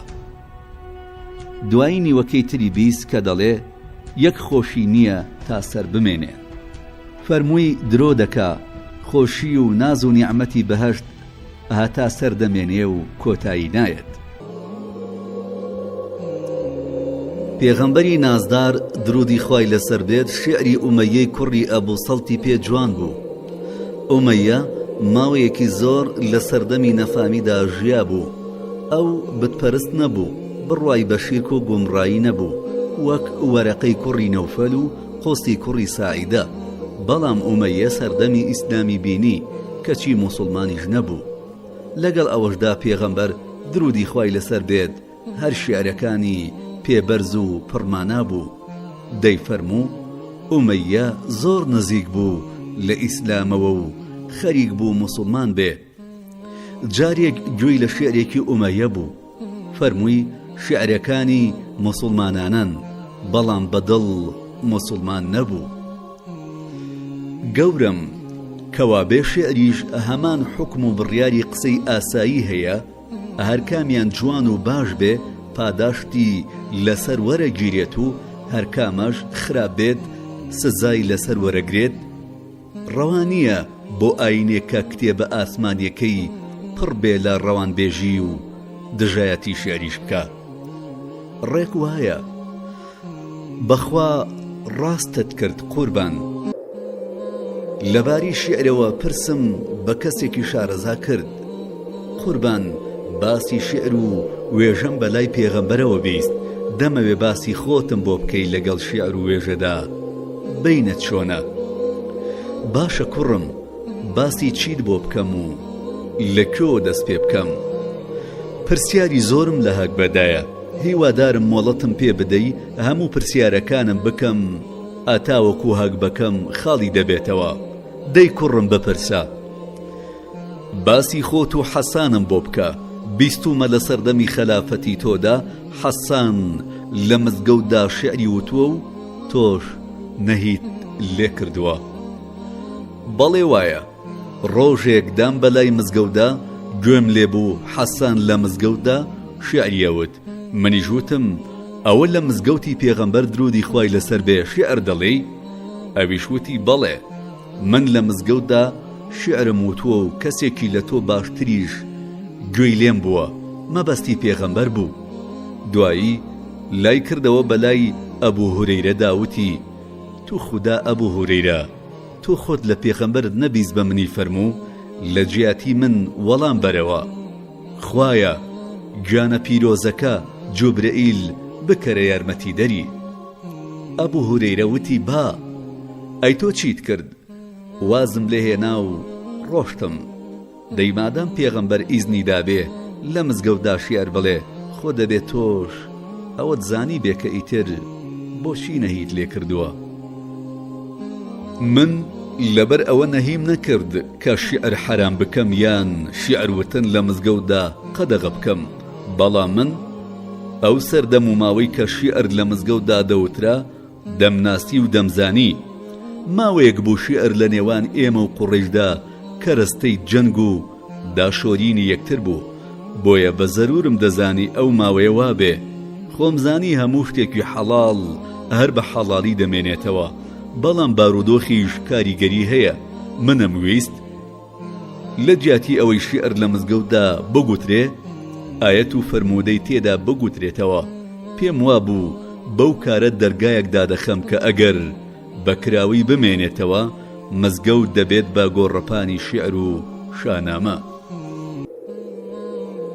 ئەمە بۆچوونێکی تەواوە و ڕایەکی بەهێزە وەک هەموو ڕاوبۆچوونەکانی ترت، بەڵام قوربان نابێ بەدیلێکت هەبێ لە بەرامبەردا. بۆ نابێ؟ چۆن؟ لە تەنیشتی مزگەوتەوە جێگەیەکم تایبەت کردبوو پێیان دەوت بەتحە. دوای وتم هەرکو ئێوێ شعر بڵێ یان قسەی بێمانە یان شۆخی و گاڵتە بکە یان بەدەنگی بەرز قسە بکە با لەوێ بیکا و نەچێتە مزگەوتەوە. یانی قوربان مەبەستت دژایەتی حەسان نەبوو. بۆ چیم داوە بەسەر حەسانەوە؟ ئەو شتێکە بۆ خەڵک حەڵال بێ بۆ ئەوی حرام بکەم؟ حەسان پیاوێکی وابوو بەرگری لە ئیسلام و پێغەمبەرە کرد. ئەو بەلای ئێمەوە بەڕێز و بەوج بوو. ڕێز و حورمەتی لەسەر سەرمان وەک خۆی ئەیپارێزین. بەڵام ئیدی ئەوە بۆ چوونی من بوو تا منیش بمێنم دەبێ حەسان خاوەنی ڕێز و حورمەتی تایبەتی خۆی بێ. ئەمە تەنیا بۆ چوونی من نییە، تەنانەت عایشەی خێزانی پێغەمبەریش صلی الله عليه وسلم زۆری پێ ناخۆش بوو کە ئازاری حەسان بدرێ. هەمیشە ئەیوت ئەوە حەسان نەبوو کەوتوێتی بەخۆم و دایک و باوک و منداڵ و شەرەفمەوە قوربانی ماڵ و منداڵ و شەرەفی محەممەد بم. ئەی بۆچی تەنانەت لە بەدحاشدا هەڵدانەوەی ئەو شیعرانەت قەدەغە کردبوو کە لە نێوان جەنگەکانی موسڵمان و قوڕیشدا وترابوون. بەڵێ من قەدەغەم کرد، ئەوەش لەبەر ڕێزی ئەو کەسانی کە دوای ئەو جەنگانە موسڵمان بوون، ئەوانەی کە بە باشی باوەڕیان هێنا. ئەو شیعرانە جگەل لە جنێودان بە زیندوو مردوو چیتر نەبوون، ڕق و کینەی دروست دەکرد. ئیسلامیش ئەرچی ڕەفتار و کرداری ناشرین هەیە هەمووی بەلاوە ناپەسەندە و ڕەدی ئەکاتەوە.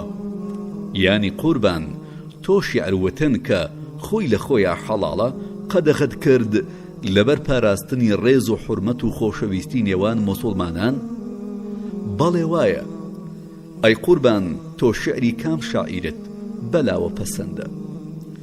شعری زوهەیری کوڕی ئەبوو سەلمە، شعری نابێغە، هەروەها شعری خەنسا. هیچ یادگاریەکت لەگەڵ شعری ئەم شاعیرانەدا هەیە؟ بەڵێ هەمە. دەی بۆم بڵێ قوربان. باشە با باسی نابێغە بکەم. ڕۆژێک چوومە دەرەوە تەماشاکەم وەفدی خەتەفان لە بەردەرگا وەستاون. پێم وتن کام شاعیری ئێوەیە کە وتوێتی ئەگەر لە دوای کەسێکی بێگوناهی ببتە هاوکارت ئەتا مردن بە بێ هاوڕێ دەژی، کوا پیاوی وا بێتاوان؟ وتیان قوربان نابێغە. وتم ئەی کێ وتوێتی وەک شەوی تاریک لە دووم ئەگەڕێی هەر پێم دەگەیت و زراوم دەبەی لە چاڵی قۆڵام هیچم ناگاتێ. تۆش هەر قولاپ و تەناف ناو دەبەی. وتیان ئەوەش هەر شعری نابێغەیە قوربان. وتم ئەی خاوەنی ئەم شعرە کوێیە کە دەڵێ خۆم و ئەسپەکەم خستە تەنگانە ئەر لە بۆ ئەوەی بگەم بە جێپات بەڕوت و قوتی و بەبێ جلوبەرگ بەترس و لەرزۆ هاتمە دەرگاکەت وەک نوح پاراستت بەبێ غەل و غەش ئامووی تەواوە قەرز و ئامانەت. وتیان ئەوەش هەرهی نابیغەیە. وتم ئەی کام شاعیر وتوێتی جگە سولەیمان کە خوا پێی فەرموو بە نیعمەت خەڵکی لە کوفر دوورخە. وتیان ئەویش هەرهی نابیغەیە. منیش وتم کەوا بێ نابیغە سەرگەورەی شاعیرەکانتانە. قوربان تۆ چەژەی وێژت بەهێزە، ئەمە نابیغە. ئەی زوهەیری کوڕی ئەبوو سەلمە، بەخوا من سەرسامم بە شعری زوهەیر. وا نازانم کە شاعیری کۆن هەبێ هێندەی ئەو شاعیر بێ. من ئەوەندە بە شعری سەرسام بووم کە ڕۆژێک لە سەفەرێکا بووین بەدەم ڕۆشتنەوە وتم بە هاوڕێکانم ئەو بۆ شەڕە شعرێک نەکەین. فڵانە کەس تۆ ببە بە هاوڕی فڵانە کەس، فڵانە کەس تۆش لەگەڵ فڵان هاوڕێ بە، عەبدوڵڵا تۆش لەگەڵ من بە.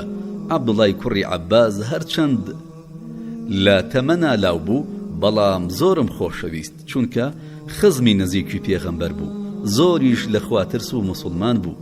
ماوەیەک شەڕە شیعرمان کرد و من شعرێکی حەسانم وت کە ئەڵێ حۆشتر لە ژیان یاسوارێکی نەبووە کە هێندەی زاتی حەزرەت بەڕێز بێ. دوای وتم عەبدوڵڵا شیعرێکی گەورەی شاعیرانمان بۆچی بۆ ناڵێ؟ وتی گەورم گەورەی شاعیران کێیە؟ وتم زوهەیری کوڕی ئەبوو سەلمە. وتی قوربان بۆ بە گەورەی شاعیرانی ناوەبەی؟ وتم چونکە شیعری بەسراوی نەبووە، مانای بەیتێک نەبەسراوە بە بەیتێکی ترەوە، بە دوای وشەی سەختە نەگەڕاوە، پەستنی کەسیشی بە جۆرێک نەداوە کە ئەو کەسەوانە بێ. ئەو ڕۆژە عەبدوڵڵا شیعری زوهەیری زۆر خوێندەوە. ڕۆژگار تێپەڕین، من لەگەڵ کۆمەڵێک هاوڕێ و دۆستمدا بووم، باسی شیعرمانە کرد. دوای لێم پرسین کێ گەورەترین شاعیرە؟ هەر کەسە و یەکێکی وت. لەو کاتەدا عەبدوڵڵا هات، منیش بەوانم وت. ئەوە تا کەسێکی شارەزا و شیعرناس هات. دوای لە عەبدوڵڵام پرسی عەبدوڵڵا گەورەترین شاعیر کێ بەلاتەوە؟ وتی زوهەیری کوڕی ئەبوو سەلمە. وتم دەی هەندێ شیعری زوهەیرمان بۆ بخوێنەرەوە. دەستی کرد بە شعر خوێندنەوەی شعرەکانی زوهەیر و وتی گەر هۆزێک هەبێ لە ڕێز و وەجا، هێندە بەڵا بن لەسەر خۆر بژین، ئەو هۆزە بێشک نەوەی سینانە، هەمویان پاکن بە پاکی دەژین، چون خاوەن ماڵن گەورە و سەروەرن، هێدی بن پیاون تووڕە بن پەرن، هەر کەسێ وابێ ئیرەی پێدەبن، ڕەبی مەحفوظ بن لە چاوی بەدبین. کوورە قوربان خۆ ئەمە سەردەمی تۆ تەنیا لە سیاسەت و بڕیاردانە پێش نەکەوتبوو، بەڵکو لە ئەدەب و وێژەشدا هەروە پێشکەوتوو بووە. بەچیا دەزانی؟ بەوەدا ئەو ڕەخنەگرانەی دوای تۆ پەیدابوون و فکر و ئاوەزیان لەمەڕ شیعر و قەسیدە و وێژەوە خستوەتە کار، هەمویان قسەی تۆیان پەسەند کردووە. چۆن تۆ فەرمووت زوهەیر گەورەی شاعیرەکانە، ئەبوو عوبەیدە کابرایەکی زمان زان و ڕەخنەگر بوو. ئەو قسەی تۆ بیستدوتی پێشەوە عومەر ڕاست دەفەرمێ. وایە شعری زوهەیر لە ناسکیدا دەڵێی شیلەی هەنگوینە، لە ڕەقیدا وەک پۆڵاوایە، گەر بتەبێ بەردی پێ دائەتاشی. ئیبن سەلامیش کە ئەویش زمانزانە وەک ئەبوو عوبەیدە زانایە، وتوێتی عومەر ڕاست دەکا شعری زوهەیر پڕماناترین شعرە، وشەی کەمە و مانای زۆرە، ڕەوان بێژی زۆر تێدایە، لە ڕاستیەوە نزیکە و فڕ و فیشاڵی تێدا نییە. ئەوە ڕێز و بەهرەیەکی خوداییە، خودا دەیبەخشێ بەو کەسانەی کە خۆی ئارەزوی لێیەتی. پاک و بێگەردی بۆ خودای باڵادەست. بەڵام قوربان تۆ مەبەستت لە شیعری بەسراوی نەبووە، مانای بەیتێک نەبەسراوە بە بەیتێکی ترەوە، بە دوای وشەی سەختە نەگەڕاوە، پەستنی کەسیشی بە جۆرێک نەداوە کە ئەو کەسە وانە بێ چی بوو. شیعر بەسراوی بریتیە لەوەی کە مانای وشەی شعرەکە ڕوون نەبێ، وشەکان ڕیز نەبن، مانای وشەیەک بەسراوە بە وشەیەکی ترەوە دوور لە خۆی، پێش و پاشی تێدایە، وشەی نامە و بێگانە دەکەوێتە نێوان ئەو وشانەی کە بەیەکەوە مانا تەواوەکەن. ئەمەش لە وێژەواندا پەسەند نییە، چونکە کێشە بۆ ڕەوانبێژی دروست دەکا. بە کورتی ئەو بەسراوی و داخراویە بریتیە لە تێکەڵ و پێکەڵی. ئەماش باش نییە وەک ئەو بەیتە شیعری کە ئەوسی کوڕی حەجر کە ئەڵێ ئەو بێعەقڵە دەست بەسراوە، ئاویش ناخوا جاشەکەرە. لێرە مەبەستی جاشەکەر منداڵێکە، یان هەر شیعرێک مەخرەجی وشەکانی زۆر لێک نزیک بوو، بەناڕەحەتی ئەوترا ئەویش کێشە بۆ ڕەوانبێژی دروست دەکا و شعرێکی باش نییە، وەک ئەو بەیتە شیعرەکە ئەڵێ حەیفم بۆ حەرب، حەی لەو حەرفە، لای حەرفی قەبری حەرب قەبرێ نییە. باشە قوربان ئەمە تێکەڵ و پێکەڵی ئەیمانای سەخت چییە؟ خۆی سەختایی بۆ شوێنی ناڕەحەت و لاپاڵی کەژ و کۆسار بەکاردەهێنرێ، بەڵام لە قسەدا بریتیە لە وشانەی کە ماناکانیان ڕوون نییە و مرۆڤ باش لیان تێناگا، هەرچەندە و قسانە قسەی شاعیرێکی باشیش بن، بەڵام لەبەر ئەوەی ماناکەیان ڕوون نییە ئەوە ڕەوانبێژی تێدا نییە. وەک ئەم بەیتە چووەتە چەم سەروی چەمان ئەشکم چەمان، چەم لە چەم جاری نەبێ بۆ چەم چەمان مانای ئەم هەمووە چەمە ڕوون نییە و نازانرێت چییە بەڵێ قوربان تێگەیشتم ئەی لەگەڵ خەنسادا چی یادگاری و بەسەرهاتێکت هەیە خەنسا ژنێک بوو وەک لە شیعرەکانی کە بۆ خەسری برای وتووە دەردەکەوێ کێوێکی سەر بە ئاگر بوو من لە سەردەمی نەفامیشدا هەر ڕێزم دەگرت چونکە ژنێکی پاکداوێن و ماقۆڵ بوو هەروەها لەبەر ئەوەش ڕێزی لێدەگرتم کە 4 کوڕی لە جەنگی قادسیەدا شەهید بوون ئەو لای خودا بەڕێزە بەڵام سەبارەت بە نێوانی من و خەنسا ئەوە بوو کە لێرەدا ئێستا بۆت باز دەکەم خەنسا لەگەڵ هەندێک کەسی خزم و کەسوکاری خۆیدا بەرەو حەج کەوتبوونەڕێ یەکێک هاتوو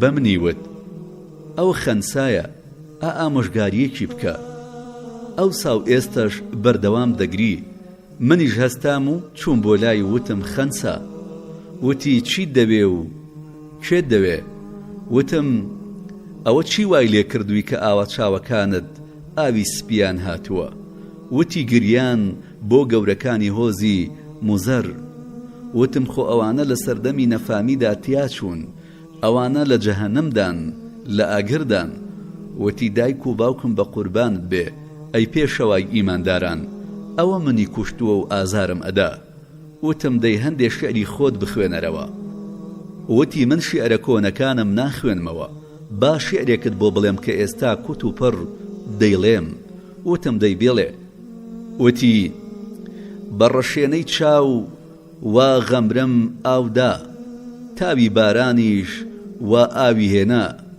هەر کاتێ باسی خەفەت بکرایە ئاخم دەکێشا و گوێچکەم پێدەدا پێش مردنی تۆ بۆ زۆر کەس گریام خەمی تۆ خەمی هەمووی بەبادا وتم لێی بگەڕێن بەخوا ئێستاش هەر خەمبارە قوربان شتێک هەیە نابێ بە سەرماندا تێپەڕێ تۆ ڕەچاوت کردووە چییە کوڕم